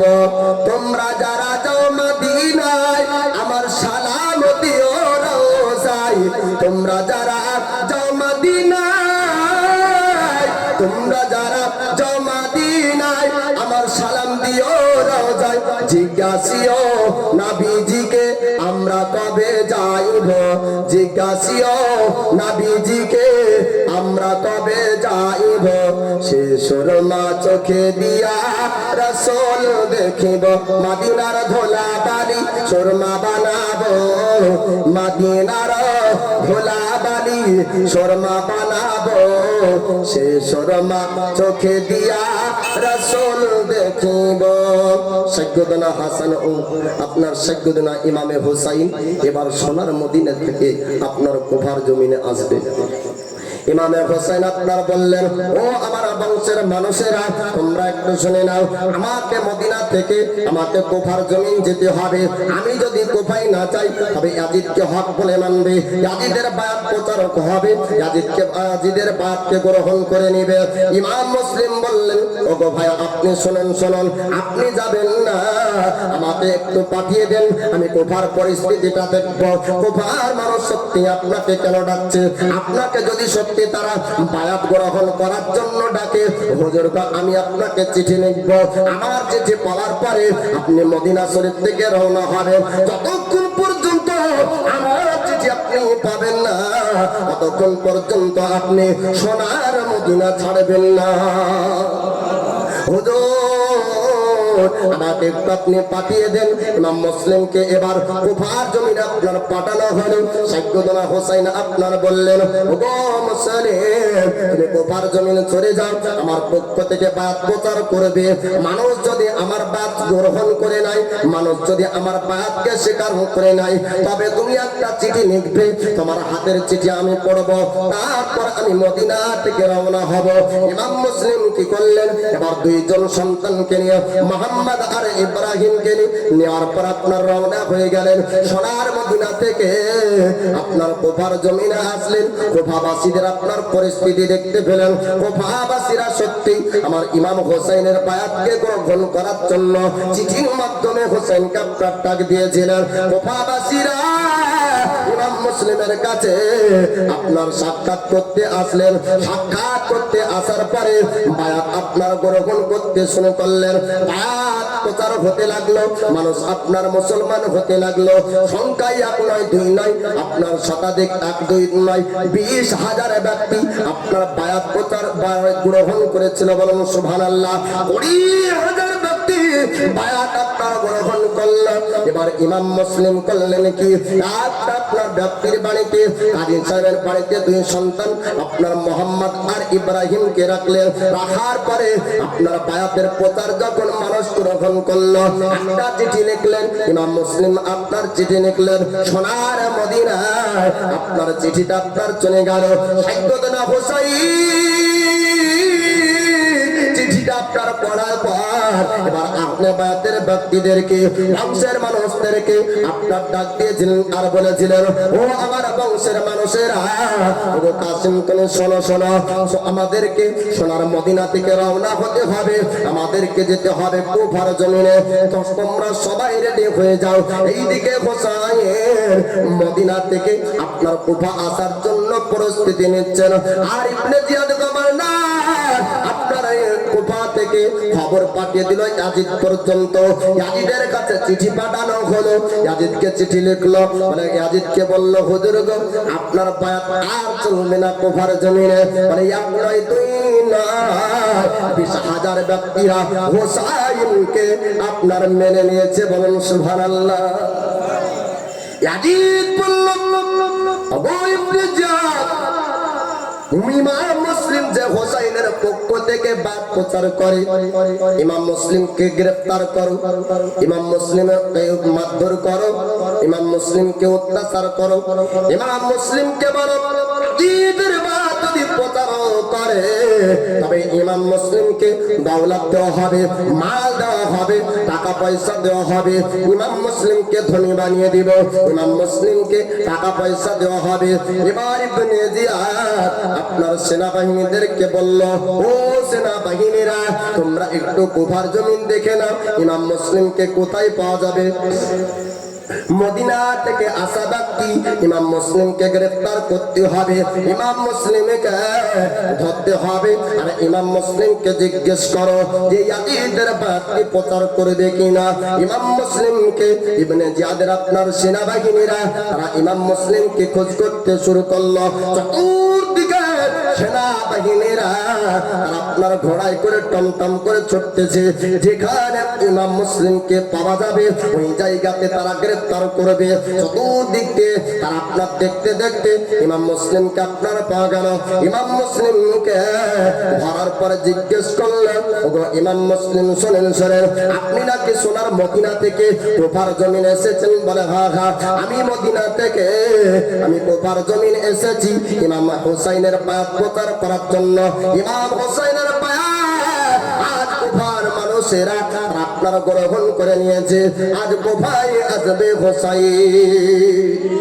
হুসাইন মদিনা শরীফ থেকে কুফার জমিন আসবে। তবে আপনারা কিসের জন্য আমার কাছে এসেছেন? আপনারা কিসের জন্য আমাকে গ্রেফতার করতে চান একটু জানিয়ে দেন। তারা আপনার বলল ইমাম মুসলিমকে, ও ইমাম মুসলিম, একটা কথা আপনি যদি মেনে নেন তবে আপনার লাভ হবে, আর যদি না মেনে নেন তবে আপনার বড় ধরনের ক্ষতি হয়ে যাবে। বলে কি কথা মানতে হবে আর কোন কথা আমাকে মানাতে চাও? বলে আপনি আজিদের বায়াত প্রচার করেন, আপনি আজিদের খুতবা পড়েন, আপনি আজিদের প্রশংসা কুফাবাসীর কাছে করুন। যদি আপনি এই কাজ করে নেন তবে ইয়াজিদ আপনাকে টাকা দিবে, ইয়াজিদ আপনাকে ধনী বানিয়ে দিবে, ইয়াজিদ আপনাকে পয়সা দিবে। আপনি এটা করবেন কিনা আপনি একটু জানিয়ে দেন। ইমাম মুসলিম আপনারা বলেছিলেন, ওরে ইয়াজিদ বাহিনীরা, ওরে ইবনে জিয়াদের সেনাবাহিনী, তোরা শোন শোন শোন, আমার জীবনকে কোরবান করব, আমি ইমাম মুসলিম ইমান বিক্রি করব না। জীবন কোরবান করব, ইমান বিক্রি করব না। বাবা, আজ বর্তমানে কিছু পয়সায় কিছু টাকাতে ইমান পর্যন্ত বিক্রি হয়ে যাচ্ছে। বাবা, ইমানকে খরিদ করে নেওয়া হচ্ছে। বলে কিভাবে? বলে 2 কাঠা জমি তুমি দাও আর 1 সপ্তাহে মসজিদ করার দায়িত্ব আমার, যেটাকে বলা হচ্ছে কাদিয়ানি মসজিদ। আহারে মুসলমান, 2 কাঠা জমি 4 কাঠা জমি দিয়ে কাদিয়ানির টাকা দিয়ে তুমি মসজিদ করবে আর সেখানে আল্লাহকে ডাকবে আর আল্লাহ তোমার ডাকে সাড়া দিবে। হ্যাঁ, ডাকার মতো ডাকলে আল্লাহ কেন শুনবে না? আমরা গুনাহগার, আল্লাহকে ডাকার সিস্টেম জানি না, তাই না? আল্লাহকে ডাকতে হবে বাবা, নিজের কালব নিজের ঈমান মজবুত রাখতে হবে। যেমন ইমাম মুসলিম কারবালার জমিনে, ইমাম মুসলিম কুফার জমিনে জানকে কুরবান করেছিলেন, বাতিলকে হক বলেননি। একবার বলেন সুবহানাল্লাহ। হযরতে বেলাল চাবুকের আঘাত সহ্য করেছেন, কালেমা ত্যাগ করেননি। তো এই রকম মজবুত ঈমান আমাদের মধ্যে রাখতে হবে। ইমাম মুসলিম বলছে, ওরে ইবনে জিয়াদের সেনাবাহিনী, জীবন কোরবান করব কিন্তু ঈমান হারাবো না। ইবনে জিয়াদের সেনাবাহিনী তারা বলল, ও ইমাম মুসলিম, এখনো সময় আছে, একটু পরিবর্তন হয়ে যান, আপনি একটু পরিবর্তন হন, গাজীদের প্রশংসা কোফাই করুন। গাজীদের প্রশংসা যদি কোফাই করেন তবে আপনার উপর কোনো আক্রমণ হবে না, আপনার ক্ষতি হবে না, আপনাকে মারধর করা হবে না। আর যদি আপনি এমনটা না করেন, আপনার উপর চাবুকের আঘাত করা হবে, আপনাকে মারা হবে। আপনি রাজি আছেন কিনা একটু জানিয়ে দেন। ইমাম মুসলিম আপনার তবু রাজি হন নাই। একটা কারাগারে বন্দী করা হলো, জেলখানায় বন্দী করা হলো। ইমাম মুসলিম বলে, কারাগার জেলখানায় কেন? আমাকে যদি সুলিতে জড়িয়ে দিস তারপরও আমার ঈমান হারা হব না, আমার ঈমানকে তোরা কিনতে পারবি না। কয়েকদিন ধরে আপনার কষ্ট দেওয়া হলো, ইমাম মুসলিমের ঈমান আপনার হারা হলো না, ইমাম মুসলিমকে তারা কিনতে পারলো না। ইমাম মুসলিম কারাগার জেলখানা থেকে যখন পরিস্থিতি আপনার খারাপ হয়ে গেল, ইমাম হুসাইন এবার সোনার মদিনা থেকে চলে আসবে। ইমাম মুসলিম আরেকটা চিঠি লিখলেন, চিঠির মাধ্যমে আপনার লেখা ছিল, চিঠির মধ্যে আপনার লেখা ছিল, হুজুর আপনি মদিনা থেকে আর কুফার জমিনে আসবেন না। কুফা পরিবর্তন হয়েছে, কুফায় পয়সা ছিটিয়েছে, কুফায় টাকা দিয়ে এই মানুষগুলাকে আপনার কিনে নিয়েছে। 20,000 ব্যক্তির মধ্যে ইয়াজিদ বাহিনীরা ইয়াজিদের আপনার লোকেরা টাকা দিয়ে মানুষের ঈমান পর্যন্ত আপনার কিনে নিয়েছিল। 20,000 ব্যক্তি আস্তে আস্তে সংখ্যায় কমতে কমতে কমতে কমতে কুফার পরিস্থিতি আপনার খারাপ হতে লাগলো। ইমাম মুসলিম বলে, হুজুর আপনি আর আসবেন না কুফার জমিনে, কুফা পরিবর্তন হয়ে গিয়েছে, আর আপনাকে কুফায় আসতে হবে না। এই চিঠিখানা আপনার সোনার মদিনায় যাবে, কিন্তু আপনার মদিনা শরীফ আর গেল না। রাস্তার মধ্যে এই চিঠিখানা আপনার সেনাবাহিনীদের হাতে পড়ে গেল। আর সেনাবাহিনীরা বলল, এই চিঠিখানা কোথায় পাঠানো হচ্ছে, একটু চিঠি দেখে না, এটা কার চিঠি, আর কার জন্য চিঠিটা যাচ্ছে। আপনার চিঠিটা দেখা হলো, চিঠির মধ্যে লেখা ছিল ইমাম হুসাইনকে মদিনা থেকে আসতে বারণ করা হচ্ছে। ইবনে জিয়াদের সেনাবাহিনীরা তারা বলল, খবরদার খবরদার, এই চিঠি যেন না চলে যায়, এই চিঠি যদি মদিনা পৌঁছে যায় আর হুসাইন কুফার জমিনে আসবে না। কুফার জমিনে হুসাইন যদি না আসে, আর কুফার জমিনে হুসাইন যদি পা না রাখে, আর হুসাইন যদি একবারে ইয়াজিদকে হক বলে না মেনে নাই, তবে ইয়াজিদকে আর মানুষ পরিপূর্ণভাবে মানবে না। আর হুসাইন যদি মেনে নাই, হুসাইনকে যদি মানাতে পারা যায়, তবে আর কোন ব্যক্তি আপনার প্রতিবাদ করবে না। যেহেতু হুসাইন যদি হক বলে মেনে নাই, সমস্ত ব্যক্তিরা হক বলে মেনে নেবে। নবীর নবাসা নবী বংশের ব্যক্তি যদি হক মেনে নাই, তো সবাই আপনার হক স্বীকার করবে। তাই চিঠি আপনার মদিনায় পৌঁছানো হলো না, মদিনায় আপনার চিঠি গেল না, চিঠি কানা তারা আপনার ছিঁড়ে ফেললো। এইদিকে রাসূলের আপনার নবাসা হুসাইন আপনার দলবল নিয়ে, অর্থাৎ বংশের মানুষদেরকে নিয়ে, আপনার আলী আসগর, আলী আকবর, ইমামে কাসেম আপনার তৎসহ সমস্ত ব্যক্তিদেরকে, আহলে বায়াতদেরকে নিয়ে সোনার মদিনা থেকে আপনার রওনা হয়ে গিয়েছে।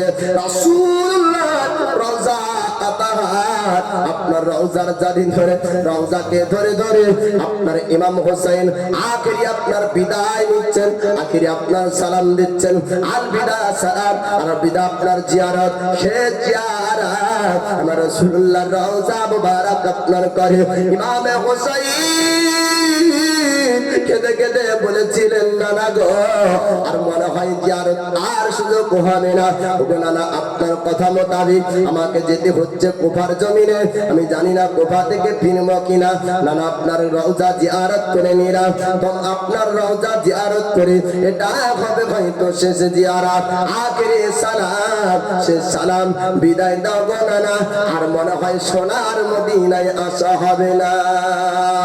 ও গো দয়ার নানা চান, ও গো সার আরে মদিনা, তোমার হুসাইন হইল আজকার বালায় রওয়ানা।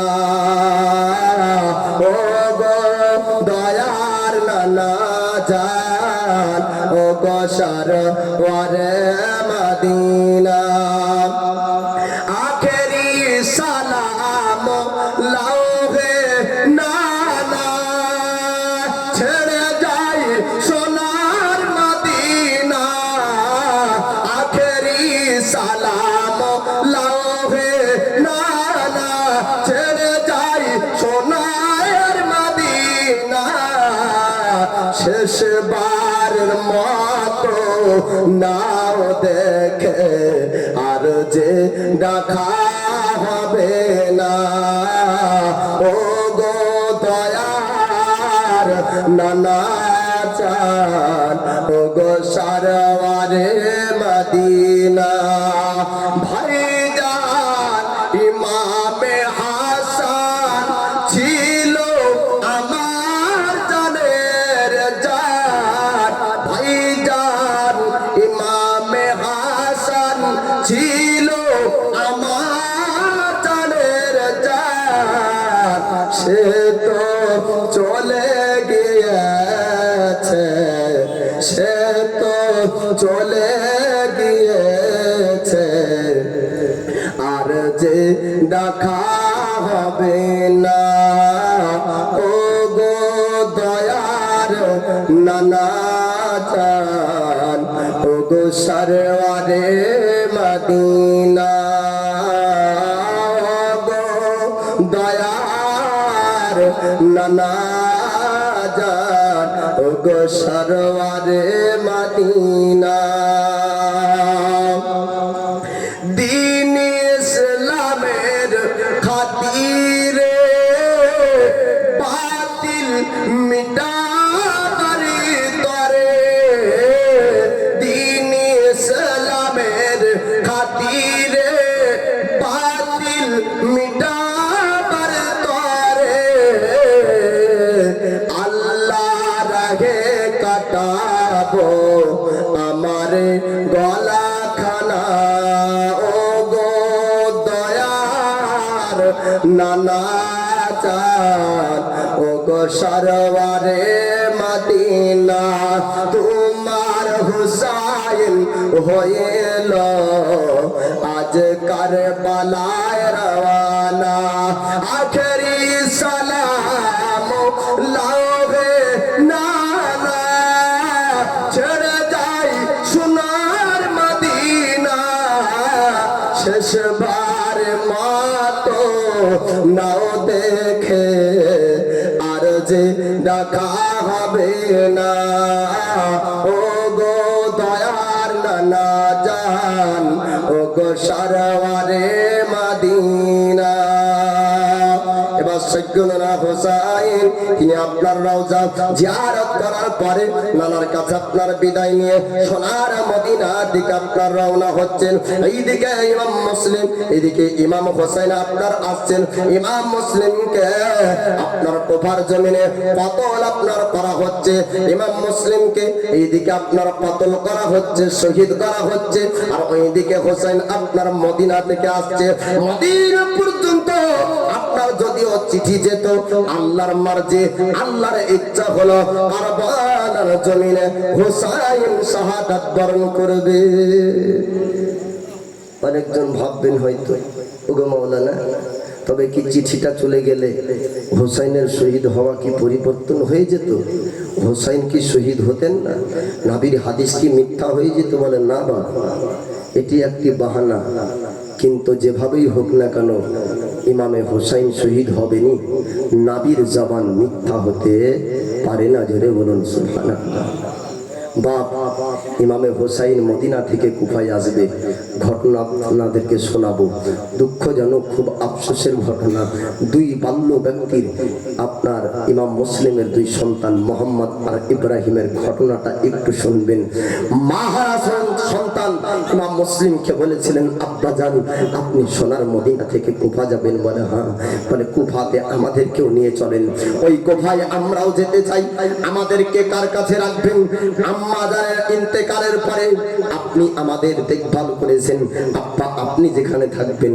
আমরাও আপনার সঙ্গেই থাকবো এদিকে ইমাম মুসলিম দুই নিজের সন্তানকে একজন নবীর আশিকের বাড়িতে রেখে তিনি আপনার কারাগার জেলখানায় বন্দী এই পাপী আজিদ বাহিনীরা পাপী ইবনে জিয়াদের সেনাবাহিনীরা ইমাম মুসলিমকে আপনার শহীদ করলেন ইমাম মুসলিম আপনার শাহাদাত বরণ করে ইমাম মুসলিম আপনার শহীদ হয়ে গিয়ে আপনার দুই সন্তান মোহাম্মদ আর ইব্রাহিম তারা তো সোনার মদিনা যেতে পারলো না তারা আব্বার লাশ দেখতে পেয়েছিল না তারা আব্বার জানাজা পড়তে পেয়েছিল না তারা আব্বার শেষবারের মতন আখেরি বিদায় বাপের কাছে বাপ নিতে পেয়েছিল না ইমাম মুসলিমের দুই সন্তান মোহাম্মদ আর ইব্রাহিম রাত্রিবেলায় আশিকে রাসূলের কাছে কাজী সাহেবের কাছে কান্না করে বলে আব্বা ইমাম মুসলিম কোথায় গিয়েছে কয়দিন হয়ে গেল আব্বার চেহারা দেখিনি আব্বাকে একটু এনে দেন এবার কাজী সাহেব যাবে কুফার মধ্যে ইবনে জিয়াদের সেনাবাহিনী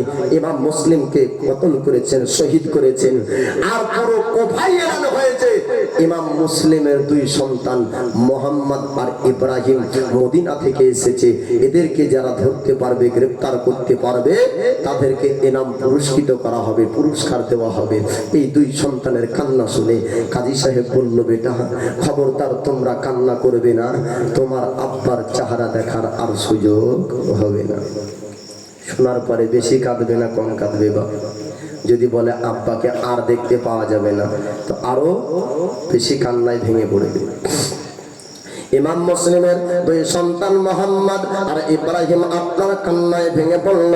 কাজী সাহেবকে বলে, কাজী সাহেব ওগো চাচা যান, একটু জানিয়ে দেন আব্বাকে কি আর দেখতে পাওয়া যাবে না? আব্বার চেহারাকে আর কি দেখতে পাবো না? আব্বা কি আসবে না?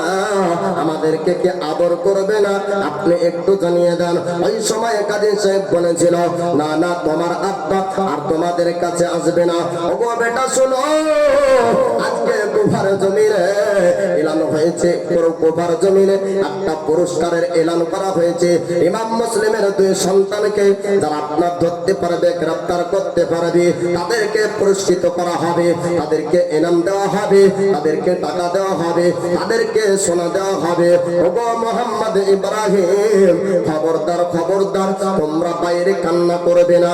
যদি তোমরা চিৎকার করে কান্না করো তবে প্রতিবেশীরা জানতে পারবে, আর প্রতিবেশীরা যদি জেনে নাই তবে তোমাদের খবর ইবনে জিয়াদ পর্যন্ত চলে যাবে।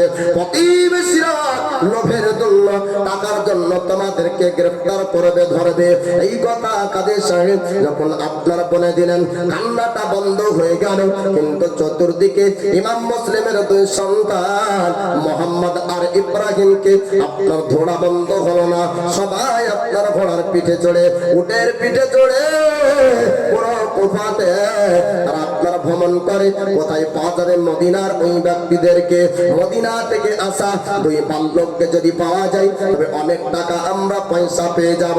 কাজী সাহেব রাত্রি বেলায় ইমাম মুসলিমের দুই সন্তান মোহাম্মদ আর ইব্রাহিমকে বললেন, ও বেটা তোমরা শুনে নাও, আমরা মন চাই না তোমাদেরকে মদিনায় পাঠাবো, আমার তো মন চায় তোমাদের খেদমত জিন্দেগি ভোগ করব। কেননা তোমাদেরকে যদি ভালোবাসি, আমাদের রাসূল ভালোবাসবেন। তোমরা যদি সন্তুষ্ট হয়ে যাও, আমার নবী সন্তুষ্ট, বলেন সুবহানাল্লাহ। তোমরা হলে নবী বংশের ব্যক্তি, তোমরা হলো নবী বংশের ব্যক্তি। তোমাদের যদি খিদমত করি, তোমাদের যদি সম্মান করি, আল্লাহ আল্লাহ রাসূল খুশি হয়ে যাবে। কিন্তু না না, আমাদের পরিস্থিতি খারাপ আছে, পরিস্থিতি তোমাদের খিদমত করতে দিবে না। ওগো মুহাম্মদ, ওগো ইব্রাহিম, তুমি একটু শুনে নাও, শুনে নাও, তোমাদেরকে চলে যেতে হবে সোনার মদিনায়। তোমাদেরকে পাঠানোর ব্যবস্থা করব, তোমাদেরকে মদিনায় পাঠিয়ে দেব, মদিনায় তোমরা চলে যাবা। তবে শুনে নাও, আজকের রাত্রি বেলাতে কুফা থেকে মদিনা পর্যন্ত যাওয়ার একটা কাফেলা চলবে। ওই কাফেলার সঙ্গে তোমরা সোনার মদিনা চলে যাবে। রাস্তা তোমাদেরকে দেখানো হবে, সোনার মদিনার রাস্তা আপনার দেখানো হলো। আপনার মদিনার রাস্তা কিন্তু আমি মোহাম্মদ ইব্রাহিম আপনার মদিনা পাই না। সারা রাত্রি চলতেই থাকলেন, চলতেই থাকলেন। রাত আপনার ৫টা হয়ে গেল, দিন আপনার শুরু হয়ে গেল। একজন ব্যক্তিকে জিজ্ঞেস করেন, এই জায়গাটার নাম কি? এই জায়গাটার নাম হলো আপনার কুফা। মোহাম্মদ আর ইব্রাহিম দুইজন আপনার চিন্তায় পড়ে গেলেন, দুইজন আপনার ভাবতে লাগলেন। সারা রাত্রি ধরে আমরা চলতেই থাকলাম, সারা রাত্রি ধরে চললাম, তবু কুফার জমিন পার হতে পারলাম না। আর মনে হয় সোনার মদিনা পাবো না, মদিনায় মনে হয় আর আমরা যেতে পারবো না, মদিনায় মনে হয় আর পৌঁছাতে পারবো না। তবে দিনের আলোতে যদি আমরা চলতে থাকি, মানুষ যদি দেখে নাই, মানুষ যদি চিনে নাই, তবে আমাদেরকে ধরে ইবনে জিয়াদের কাছে নিয়ে যাবে। এমন সুন্দর চেহারা তাদেরকে আল্লাহ পাক আপনার দান করেছিলেন যে চেহারাকে দেখার পরে তারপরে তারা চিনে নিত। কারণ হলো এমন সুন্দর ব্যক্তি কুফার জমিনে কেউ নাই। নবীকে আল্লাহ নূর দিয়েছেন, নবীর বংশের মানুষদের চেহারাকে আল্লাহ উজ্জ্বল বানিয়েছেন। তাই তো আলা হযরত ইমামে আহমদ রাজা বলেন, তেরি নসলে পাক में है बच्चा बच्चा नूर का, तू है आईने नूर, तेरा सब घराना नूर का। আমার নবীর চেহারাতে আপনার এমন উজ্জ্বল ছিল, নবীর চেহারা এত উজ্জ্বল ছিল 14 তারিখের রাতের 14 তারিখের চাঁদ পর্যন্ত লজ্জা পেত। তো নবীর বংশের ব্যক্তিদের চেহারাতেও আপনার উজ্জ্বল চেহারা, বলুন সুবহানাল্লাহ। উনি দেখার পরে তো কুফাবাসীরা চিনে নেবে। এবার দিনের বেলাতে চলা অসুবিধার কারণ হয়ে যাবে, অসুবিধা আছে, দিনের বেলাতে আপনার চলা যাবে না। কুফা থেকে মদিনায় পৌঁছাতে যদি হতে হয় রাত্রে বেলায় চলতে হবে, দিনের বেলাতে আমাদেরকে লুকিয়ে যেতে হবে। পাহাড়ের একটি গর্ত, ওই গর্তের মধ্যে আপনার লুকিয়ে যান, গর্তের মধ্যে লুকিয়ে দিনটা আপনার পার হবে। দিন যখন পার হয়ে যাবে আবার রাত্রি অন্ধকার নেমে আসবে, রাত্রির অন্ধকারে আবার আপনার চলতে থাকবেন সারাদিন। ওই গর্তের মধ্যে থাকার জন্য দুই ভাই আপনার গর্তের মধ্যে ঢুকে যায়। রোদ্রের তাপ আস্তে আস্তে বাড়তে লাগল, রোদ্রের তাপে পাহাড় পর্যন্ত গরম হয়ে যায়, আপনার পিপাসায় হলকম শুকিয়ে যায়। সারাদিন খাবার নাই, সারাদিন আপনার পান করা নাই, হলকম শুকিয়ে যায়। এক ভাই আর এক ভাইকে বলে, ভাই গো হলকম যে শুকিয়ে যায়, পিপাসায় চটপট করি, পিপাসা নিবারণ করব কিভাবে, পিপাসা মিটবে কিভাবে, একটু পানির ব্যবস্থা করতে হবে। সারাদিন খাবার খাওয়া হয়নি, সারাদিন পান করা হয়নি, ভাই একটু পানির ব্যবস্থা করে দেন। ভাই ভাইকে সান্ত্বনা দেয়, ও ভাই না না, খবরদার পানির পিপাসায় যতই লাগুক না কেন পাহাড়ের গর্ত থেকে বের হওয়া যাবে না। যদি পাহাড়ের গর্ত থেকে আমরা বাইরে বের হয়ে যাই আর কোন ব্যক্তি কুফাবাসী যদি আমাদেরকে চিনে নাই, তবে আর আমাদেরকে মদিনায় যেতে দেবে না। ওরে ভাই আর পিপাসা সহ্য করে নে, আল্লাহ পাক যে কাউসারের পানি পান করাবে, আর কোনদিন পিপাসা লাগবে না। পিপাসায় ছটফট করে ভাই ভাইকে হলকম দেখিয়ে দেয়, ভাই ভাইকে হলকম দেখিয়ে দেয়। পিপাসায় ছটফট করতে করতে ভাই ভাইয়ের উপর মায়া চলে আসলো। এবার বড় ভাই বলে, ও ছোট ভাই একটু শোনো, পানি তো পাওয়া যাবে না, পানি যদি পাওয়া যায় তবে মানুষ চিনে নেবে, তবে একটু দাঁড়িয়ে যাও, আমি পাহাড়ের বাইরে যাব, আর যাওয়ার পরে তোমার জন্য পানির ব্যবস্থা করব। যদি তারা আমাকে ধরে নাই আমার জীবন কোরবান হয়ে যাবে, কিন্তু তোমাকে তাদের হাতে লাগতে দেব না। জি, দুই ভাই যদি এখনো বর্তমান ভাই ভাইয়ের আপন আপন বাপ, যদি এখনো দুই ভাই যদি কোনো মুসিবতে পড়ে যায়, তো এক ভাই চাইবে যে আমার জানের প্রতি যাক, আমার ভাইটা বেঁচে থাকুক, চাইবে কি না? চাইবে। অন্য দিককার অশান্তি যতই হোক না কেন, ভাই ভাইয়ের প্রাচীর দিয়ে দিয়েছে, বেড়া ঘিরে নিয়েছে, কথা বলে না, কিছু করে না, লেনদেন আদান প্রদান সব বন্ধ, কিন্তু প্রতিবেশীর মধ্যে কেউ যদি ভাইকে মারতে আসে, ওই প্রাচীর ভাঙবে, বেড়া ভাঙবে, দিয়ে তার প্রতিবাদে ভাইয়ের হয়ে লড়াই করতে যাবে। ঠিক না ভুল? এমনি যতই তার সঙ্গে সম্পর্ক না থাকুক, রক্তের সম্পর্ক কোনোদিন পর হবে না। এবার দুই ভাইয়ের মধ্যে বড় ভাই বলে, ওরে ভাই তোমার হলকম দেখে আমি আর সহ্য করতে পারি না, পাহাড়ের বাইরে যাই, একটু পানির ব্যবস্থা যদি হয়ে যায় তোমার হলকমের পিপাসা নিবারণ হয়ে যাবে, তোমার হলকম শুকনো আর থাকবে না। তবে আমি যদি একা গ্রেফতার হয়ে যাই, ধরা পড়ে যাই, তাহলে আমার জানের উপর দিয়ে যাবে, তুমি যেন সোনার মদিনায় যেতে পারো, তুমি আমার সঙ্গে বের হবে না। একজন ভাই আপনার পাহাড়ের গর্ত থেকে বাইরে আপনার বের হলেন, বাইরে বের হওয়ার পরে পানির ব্যবস্থা করার জন্য চতুর্দিকে পানির খুন করে, আপনার পানির খোঁজ করতে করতে একজন ব্যক্তি আপনার দিকে চিনতে পারে, এত সুন্দর চেহারার অধিকারী আমাদের কুফার বাচ্চা হতে পারে না, এত সুন্দর চেহারা কুফার মানুষ পেতে পারে না, এমন সুন্দর মানব, এমন সুন্দর চেহারার অধিকারী মানব আমাদের কুফার মধ্যে থাকতে পারে না। এই ব্যক্তিকে দেখার পরে ওই ব্যক্তি আপনার চিনতে পারলো, আর সঙ্গে সঙ্গে আপনার মাথার চুলকানা চড়ে ধরলো, ধরার পরে জিজ্ঞেস করে, তোমরা কোথায় থেকে এসেছো, তোমার নাম পরিচয় একটু জানিয়ে দাও। নবী বংশের ব্যক্তিরা জানের ভয় আপনার মিথ্যা বলবে না, সত্য কথা আপনারা বললেন। ও কুফাবাসীরা, ও কুফার মানুষ, তোমরা শুনে নাও, আমরা এসেছি সোনার মদিনার শরীফ থেকে। আমাদের নাম হলো মোহাম্মদ ইব্রাহিম, আমরা ইমাম মুসলিমের সন্তান। আমরা এসেছি, আমাদেরকে আব্বা নিয়ে এসেছি। বলে আর তোমার সঙ্গে কে আছে? মানে যেই থাকুক না কেন, একটু আপনাকে ওয়াদা করতে হবে। আপনি একটু কথা দিয়ে দেন, আপনি একটু ওয়াদা করুন যে আপনি শোনার পরে তার ক্ষতি করবেন না। যত রকমের কষ্ট দেওয়ার আছে আপনি আমার উপর দিয়ে দিবেন, কিন্তু আমার ভাইয়ের ক্ষতি করবেন না। মিথ্যক বলল, হ্যাঁ হ্যাঁ ক্ষতি করবো না। আপনার সত্য কথা নবী বংশের ব্যক্তি বলে, আমার ভাই আমার সঙ্গে আছে পাহাড়ের গর্তে। পাহাড়ের গর্ত থেকে আপনার ওই ব্যক্তিকেও টানা হলো। দুই ভাইকে আপনার নিয়ে যাওয়ার পরে ইবনে জিয়াদ গভর্নরের কাছে, ইবনে জিয়াদের কাছে আপনার নিয়ে যাওয়া হলো। ইবনে জিয়াদকে বলা হলো, ইবনে জিয়াদ আপনি এলান করেছিলেন আপনার পুরস্কারের কথাটা আমি শোনার পরে এক নয় দুই নয় কয়েকদিন ধরে একইভাবে কুফার সমস্ত জমিন আমরা ভ্রমণ করেছি।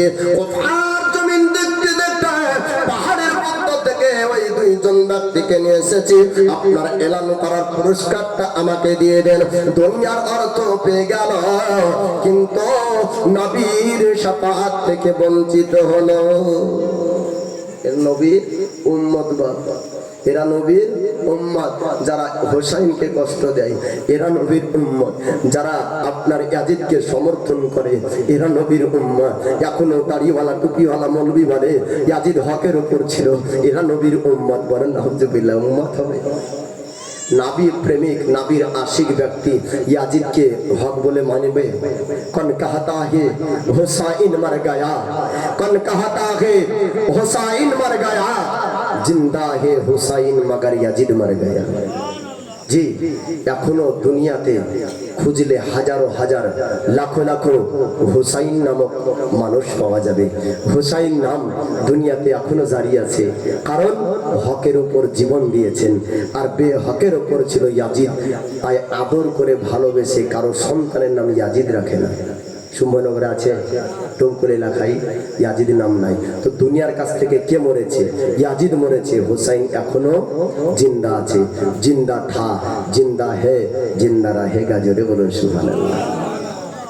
হকের উপর থাকবেন, সংখ্যায় কম থাকুক, আপনি হকের উপর আছেন, আপনার সঙ্গে জানবেন আল্লাহ আছে।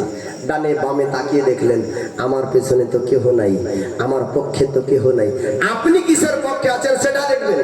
জি, আপনি কিসের পক্ষে আছেন ওটা দেখুন। বলে আমি হকের উপর আছি। বলে হকের উপর? বলে হ্যাঁ। সংখ্যায় কয়জন? বলে আমার সঙ্গে 10 জন। আপনার বিপক্ষে? বলে 1000। থাকুক না কেন? 1000 কেন? 10,000 থাকুক। বলে আমার সংখ্যায় যে 10 জন। আরে 10 জন আপনার সংখ্যায়, কিন্তু আরেকজন আছে সংখ্যায়, তিনি হলেন আল্লাহ। জোরে বলুন। আর আল্লাহ যার সঙ্গে আছে তার বিপক্ষে 1000 কেন, লাখো সংখ্যাও যদি থাকুক না কেন, আপনার আল্লাহ যার সঙ্গে আছে জয় তারই হবে। ইমামে হুসাইন শহীদ হয়েছেন, কিন্তু ওই জঙ্গে জয় হুসাইনই হয়েছে। জোরে বলুন সুবহানাল্লাহ। ইমাম মুসলিমের 2 সন্তানকে ইবনে জিয়াদের কাছে দিয়ে টাকা পুরস্কার নিয়ে চলে গেল। এবার কারাগার জেলখানায় বন্দী করা হচ্ছে 2 সন্তানকে। কারাগারে জেলখানায় বন্দী করা হলো। আর জেলখানার পাহারাদারকে বলা হলো, জেলখানার দারোয়ানকে বলা হলো, ওগো জেলখানার পাহারাদার, খবরদার খবরদার, এই 2 সন্তান যেন না বের হতে পারে, 2 বাল্য যেন না বের হতে পারে। এই 2 বাল্যকের দায়িত্ব আমি তোমার মধ্যে দিলাম। তোমাকে সারা রাত্রি তাদেরকে দেখতে হবে। গভীর রাত্রি চিন্তায় পড়ে গেল, আজকে নবীর বংশের ব্যক্তিদেরকে কারাগার জেলখানায় বন্দী করা হয়েছে, আর আমাকে বাইরে পাহারাদার বানিয়েছে। আজ আমি জেলখানার দারোয়ান হয়েছি, আমি সারা রাত্রি ধরে তাদেরকে কষ্টের মধ্যে রাখবো, তাদেরকে কষ্টের মধ্যে রাখবো। কাল কিয়ামতের দিন হবে, নবীর শাফাআত যখন হবে, নবী যখন শাফাআত করবেন, ওই সময়তে নবী আমার দিক থেকে মুখ ফিরিয়ে নেবে, কেননা আমি নবীর বংশের ব্যক্তিদেরকে কষ্ট দিচ্ছি। এমনটা হতে পারে না। রাত্রিবেলায় চিন্তায় পড়ে গেলেন, সারা রাত্রি ধরে ভাবতে ভাবতে গভীর রাত্রিতে আপনার সিদ্ধান্ত নিল, না না দুনিয়ার কষ্ট সহ্য করব, ইয়াজিদ বাহিনীর মার সহ্য হবে, কিন্তু কিয়ামতের দিন নবীর শাফাত না পেলে আর উপায় থাকবে না, জাহান্নামে জ্বলতে হবে, জাহান্নামের কষ্ট সহ্য করতে হবে, জাহান্নামের কষ্ট জাহান্নামের কষ্ট অপেক্ষা দুনিয়ার কষ্ট অনেক ভালো। তাই আপনার সিদ্ধান্ত নেওয়া হলো, আপনার দুই সন্তানের জেলখানার তালা আপনারা খুলে দেওয়া হলো। তালা খুলে দিয়ে আমার নবীর বংশের ওই দুই বালককে বলা হলো, ও নবী বংশের ব্যক্তিরা, একটু তোমরা শুনে নাও, শুনে নাও, আমি খবরদার খবরদার, কিয়ামতের দিন যারা নবী পাককে বলবে না ওই জেলখানার দারোয়ান আমাকে কষ্ট দিয়েছিল, আমাদেরকে দুঃখ দিয়েছিল, আমাদেরকে আঘাত দিয়েছিল। ও নবী বংশের ব্যক্তিরা, ও মোহাম্মদ ইব্রাহিম, তোমরা কিয়ামতের দিন যদি এই কথা একবার বলে দাও, নবী আমাদের শাফাত করবে না। ও মোহাম্মদ ইব্রাহিম, আমি তোমাদেরকে কুফার জমিনে রাখতে পারতাম, কিন্তু না না, আমার অত শক্তি পাওয়ার নাই, তোমাদেরকে কুফার জমিন রাখবো। তবে শুনে নাও, শুনে নাও, তোমাদেরকে কুফার জমিন থেকে সোনার মদিনায় পাঠানোর ব্যবস্থা করে দিচ্ছে। বলুন সুবহানাল্লাহ। তোমাদেরকে সোনার মদিনায় চলে যেতে হবে, কোফাই রাখা যাবে না।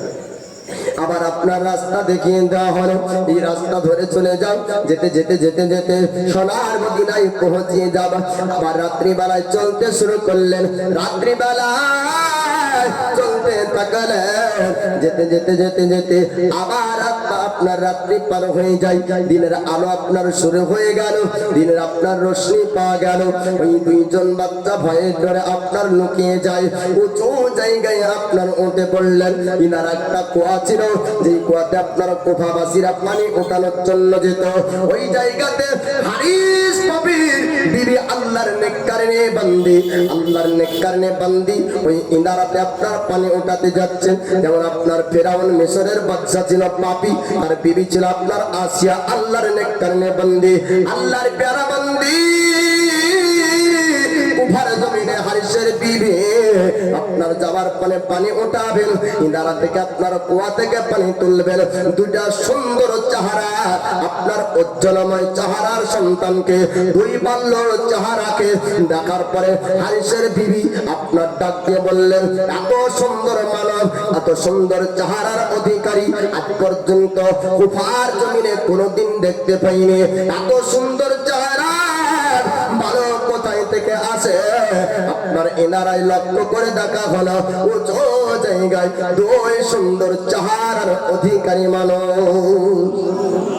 হারিসের বিবি ডাক দেয়, হারিসের বিবি ডাক দেওয়ার পরে জিজ্ঞেস করে, ওগো বাল্য ওরগো ছেলে, তোমরা একটু জানিয়ে দাও তোমাদের বাড়ি কোথায়, তোমাদের নাম পরিচয়, তোমাদের ঠিকানা একটু শুনিয়ে দাও। তারা আপনার বলেছিল, ওগো মা আপনি শুনুন, শুনুন, ওগো চাচি জান আপনি শুনুন, আমাদের বাড়ি হলো সোনার মদিনা, আমাদের বংশ, আমরা হলো নবী বংশের ব্যক্তি, আমার পিতার নাম হলো ইমাম মুসলিম, ইমাম মুসলিম আমার আব্বা এসেছিলেন সোনার মদিনা থেকে ইমামে হুসাইনের পাক প্রচার করার জন্য। ওগো চাচি, এক নয় দুই নয়, বেশ 1000 ব্যক্তিরা আপনার পাক গ্রহণ করেছিল। পরবর্তীতে আমার আব্বাকে তারা কতল করলো, শহীদ করলো। আমরা সোনার মদিনায় চলে যাব, তুমি তো সোনার মদিনা যেতে পারি না। রাত্রি বেলায় আমরা চলতে থাকি, কিন্তু রাত্রি যখন পার হয়ে যায়, দিনের আলো শুরু হয়ে যায়। আবার পরক্ষণে জিজ্ঞেস করলে কুফার জমিন পার হতে পারি না। আল্লাহর নেককারিনী, আল্লাহর যারা বান্দে আপনার সুন্দর করে তাদেরকে গোসল দেওয়ার পরে বাড়ির দিকে আপনার নিয়ে গেলেন, আর বাড়ির দিকে নিয়ে যাওয়ার পর সুন্দর করে তাদেরকে আপনার খাইয়ে দিলেন। রাত্রিতে আপনার বিছানা তৈরি করে দেয়, বিছানাতে দিনার আপনার আরাম করে। আপনার গভীর রাত্রি যখন হলো, দুই ভাইয়ের মধ্যে আলোচনা শুরু হয়ে যায়। ওরে ভাই, মহাজননীকে হারিয়েছিলাম, মার দুঃখ বুঝতে পারিনি, মার কষ্ট বুঝতে পারিনি, কেননা আব্বা লালন পালন করত, আব্বা মায়ের ভালোবাসা দিত, কিন্তু এখন আব্বা নাই, আমাদের মাথার ছায়া হারিয়ে গিয়েছে, আর মাথার ছায়া আমাদের না। ওরে ভাই, আমরা সোনার মদিনায়, আমরা তো সোনার মদিনায় চলে যাব, তবে মদিনায় আমাদের দেখভাল কে করবে, আমাদেরকে মদিনায় কে দেখাশোনা করবে? আমরা মদিনায় যাবার পরে বড় একা হয়ে যাব। এইরকম করে কান্না যখন আপনার করে ওই হারিস পাপি, হারিস আপনার পাপি বাড়ির দিকে আপনার চলে আসলো। আসার পরে জিজ্ঞেস করো, বিবি রে একটু জানিয়ে দে, একটু জানিয়ে দে, আমাদের ঘরে তো কোনো বাচ্চা নাই, তবে কান্নার আওয়াজ কোথায় থেকে আসে? এত সুন্দর কান্নার আওয়াজ মোদের কণ্ঠে ভেসে ভেসে আসে। কে কোন বাচ্চা কান্না করে একটু জানিয়ে দে। হারিসের বিবি চিন্তায় পড়ে গেল, কেমন করে বাঁচাবো নবী বংশের ব্যক্তিদেরকে, কেমন করে বাঁচাবো নবীর বংশের দুই ফুল। এই সুন্দর বাল্যকে যদি আমার স্বামী হারিস দেখে নাই, তবে তো আর রাখবে না। ইবনে জিয়াদ গভর্নরের কাছে নিয়ে চলে যান। হারিসের বিবি চিন্তায় চিন্তায় পড়ে গেল। আল্লাহ পাককে ডাক দেন, মাবুদ তুমি এদেরকে বাঁচিয়ে নাও, আমার দ্বারা সম্ভব হবে না। আল্লাহকে আপনার ডাকতেছে। আর স্বামী জিজ্ঞেস করে, বিবি রে আমার কথার উত্তর কেন দিস না, একটু জানিয়ে দে। হারিসের বিবি বলল, ও স্বামী যান, আপনি ক্লান্ত হয়েছেন, আপনি একটু খাওয়া দাওয়া করুন, ওইদিকে আপনি কান দিবেন না, হয়তো পার্শ্ববর্তী বাড়ির বাচ্চার কান্নার আওয়াজ আসছে। হারিস আপনার পাপি বলল, ও বিবি না না, পাশের বাচ্চার কান্না না, আমি ভালো করে মন দিয়ে শুনলাম, আমাদের বাড়ির বাচ্চার কান্নার আওয়াজ আসে। বিবি একটু সত্য কথা জানিয়ে দে, এই বাচ্চা কোথায় থেকে কান্না করে? হারিসের বিবি বলল, স্বামী আপনি বাড়ি থেকে যখন রওনা হয়েছিলেন, আপনার ঘোড়ার সঙ্গে গিয়েছিল, আপনি একটু জানিয়ে দেন আপনার ঘোড়াটা কোথায়? হারিস পাপি বলল, আপনারা আমার ঘোড়াটা ইন্তেকাল হয়েছে, মারা গিয়েছে। বলে, কেন মারা গেল? ও বিবি রে তুই কি জানিস না? জানিস না, সোনার মদিনা থেকে ইমাম মুসলিম এসেছিল, ইমাম মুসলিমকে শহীদ করা হয়েছে, ইমাম মুসলিমকে কতল করা হয়েছে, আর তার দুই সন্তান এখনো পর্যন্ত কুফার জমিনে আছে। আর ওই বাচ্চা দুটোকে যে ধরতে পারবে, ইবনে জিয়াদ তাকে পুরস্কৃত করবে। তার জন্য কুফাবাসীতে আমি পুরো জমিনটাকে আমি লক্ষ্য করলাম, পুরো জমিনটা ভ্রমণ করলাম, কিন্তু কোন জায়গাতে ওই বাচ্চাদেরকে দেখতে পাই না। বিবি রে ঘোড়া মারা গেল, কিন্তু বাচ্চা জন্ম না। ওই বাচ্চার জন্য এখনো পর্যন্ত আমি সন্ধান করি, ওই বাচ্চাকে এখনো পর্যন্ত আমি সন্ধান করি। এখনই আবার খাবার খাবো, ওই বাচ্চার সন্ধানে বের হয়ে যাব। আপনার হারিসের বিবি তিনি অন্যদিকে কথা নিয়ে যেতে চাচ্ছেন, কিন্তু স্বামী আবার জিজ্ঞেস করে, হারিস পাপি জিজ্ঞেস করে, বিবি রে একটু জানিয়ে দে ওই বাচ্চা কোথায় কান্না করে, কোন ঘর থেকে কান্নার আওয়াজ আসে? হারিসের বিবি বলল, স্বামী গো আপনি ওদিকে কান দিবেন না। এতবার বলার পর হারিস পাপি আপনার দেখতে দেখতে দেখতে নবী বংশের দুই ব্যক্তি আপনার সুন্দর চেহারার অধিকারী বালককে আপনার দেখতে পেয়ে গেল। দেখার পর দুই চুলের মোটে আপনার ধরে টানতে টানতে ওই দুই বাচ্চাকে আপনার বের করলো। আর হারিসের বিবি স্বামীকে ডাক দিয়ে স্বামীকে বলে, স্বামী গো এমনটা পাপের কাজ করবেন না, এমন গুনার কাজ করবেন না, এমন ভুল কাজ আপনি করবেন না। আর যদি দুনিয়ায় নবী বংশের ব্যক্তিকে আপনি কষ্ট দেন, কিয়ামতের দিন আপনি নবীর শাফাআত পাবেন না। নবী আপনার কাছ থেকে মুখ ফিরিয়ে নেবে, আপনার দিকে নবী দেখবেন না। নবীকে যদি আপনি রাজি রাখতে চান, নবীকে যদি খুশি করতে চান, আজকে এদেরকে ইবনে জিয়াদ নয় সোনার মদিনায় পাঠিয়ে দে। আর যদি সোনার মদিনায় এদেরকে না পাঠিয়ে আপনি যদি ইবনে জিয়াদের কাছে পাঠান, তবে দুনিয়ার তো অর্থ পাবেন স্বামী গো, কিন্তু নবী হারা হবেন, নবী পাবেন না। বাপ আলোচনা শুনবেন, একটু দুরূদ পড়েন, আল্লাহুম্মা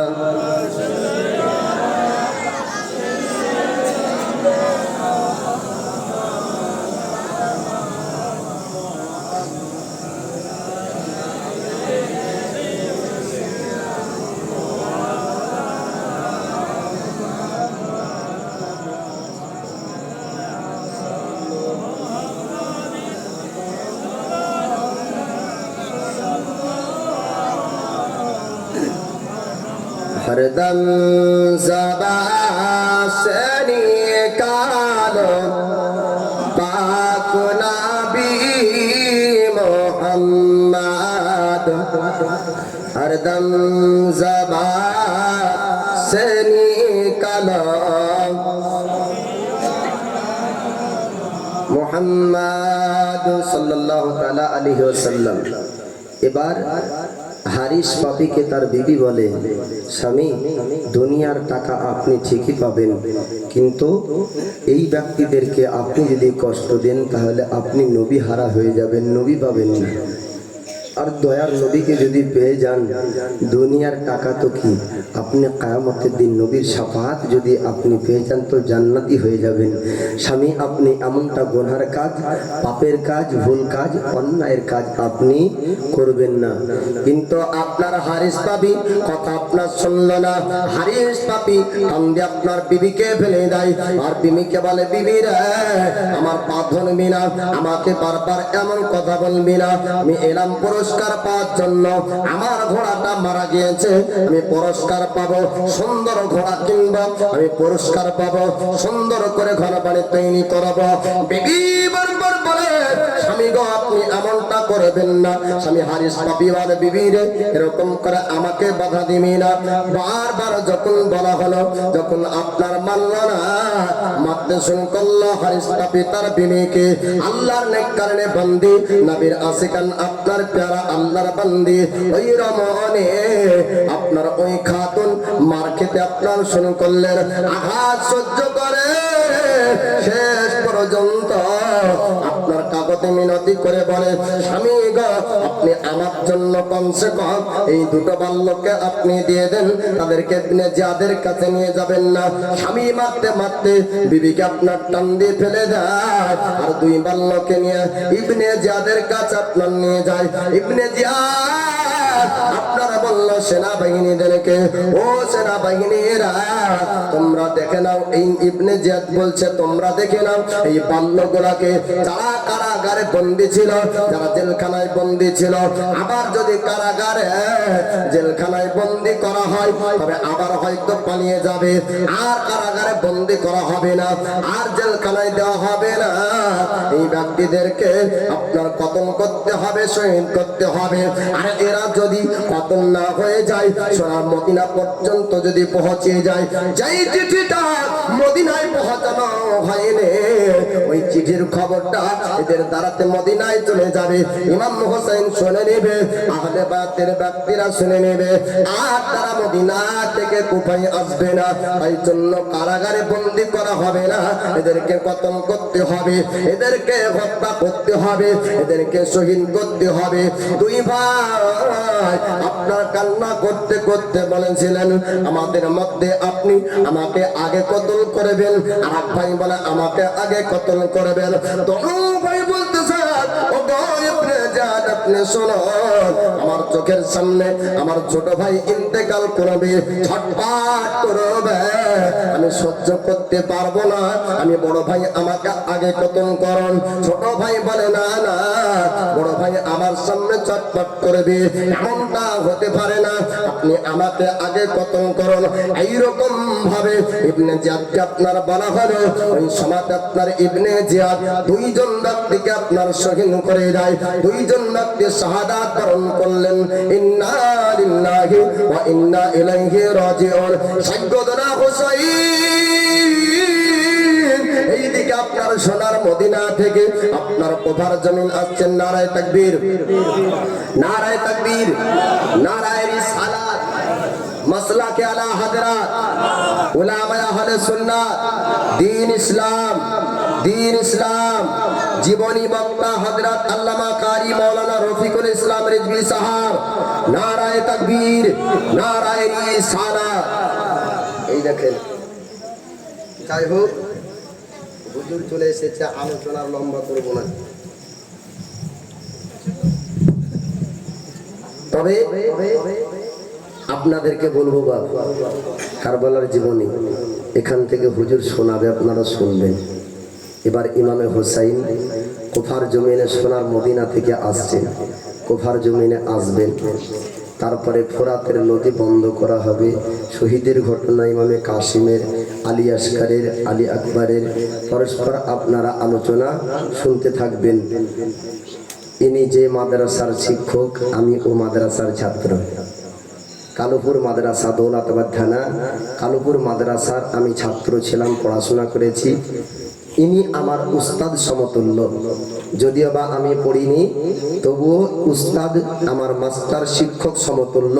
কেননা আমার মতন শতাধিক আলিম তিনি তৈরি করছেন। জোরে বলুন আল্লাহ পাক ইনার ইলমে হায়াতে আল্লাহ পাক বরকত দান করুক, সকলে বলুন আমিন।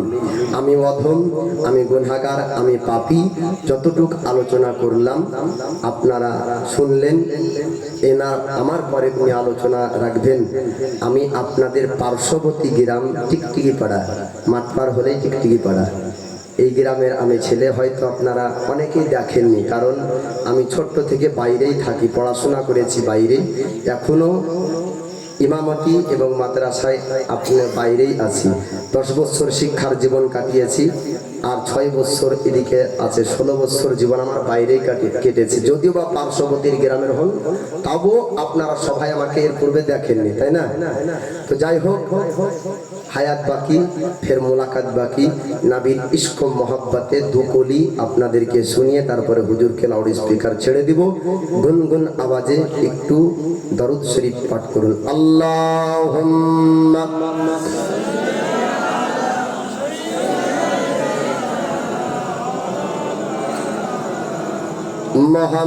মুহাম্মাদ ওয়ালা আলি সাইয়্যিদিনা মাওলানা মুহাম্মাদ সাল্লি আলা মুহাম্মাদিন।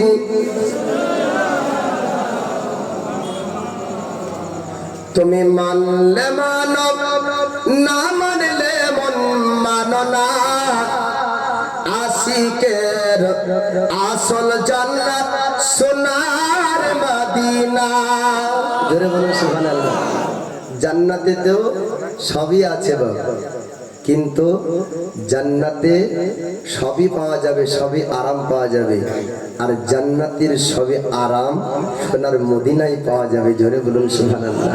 একজন আশিকের, একজন নাবী প্রেমিক ব্যক্তির নাবির রওজায় আতাহার, নাবির রওজা, সেটা আপনার জান্নাতের থেকেও দামি। জোরে বলুন সুবহানাল্লাহ।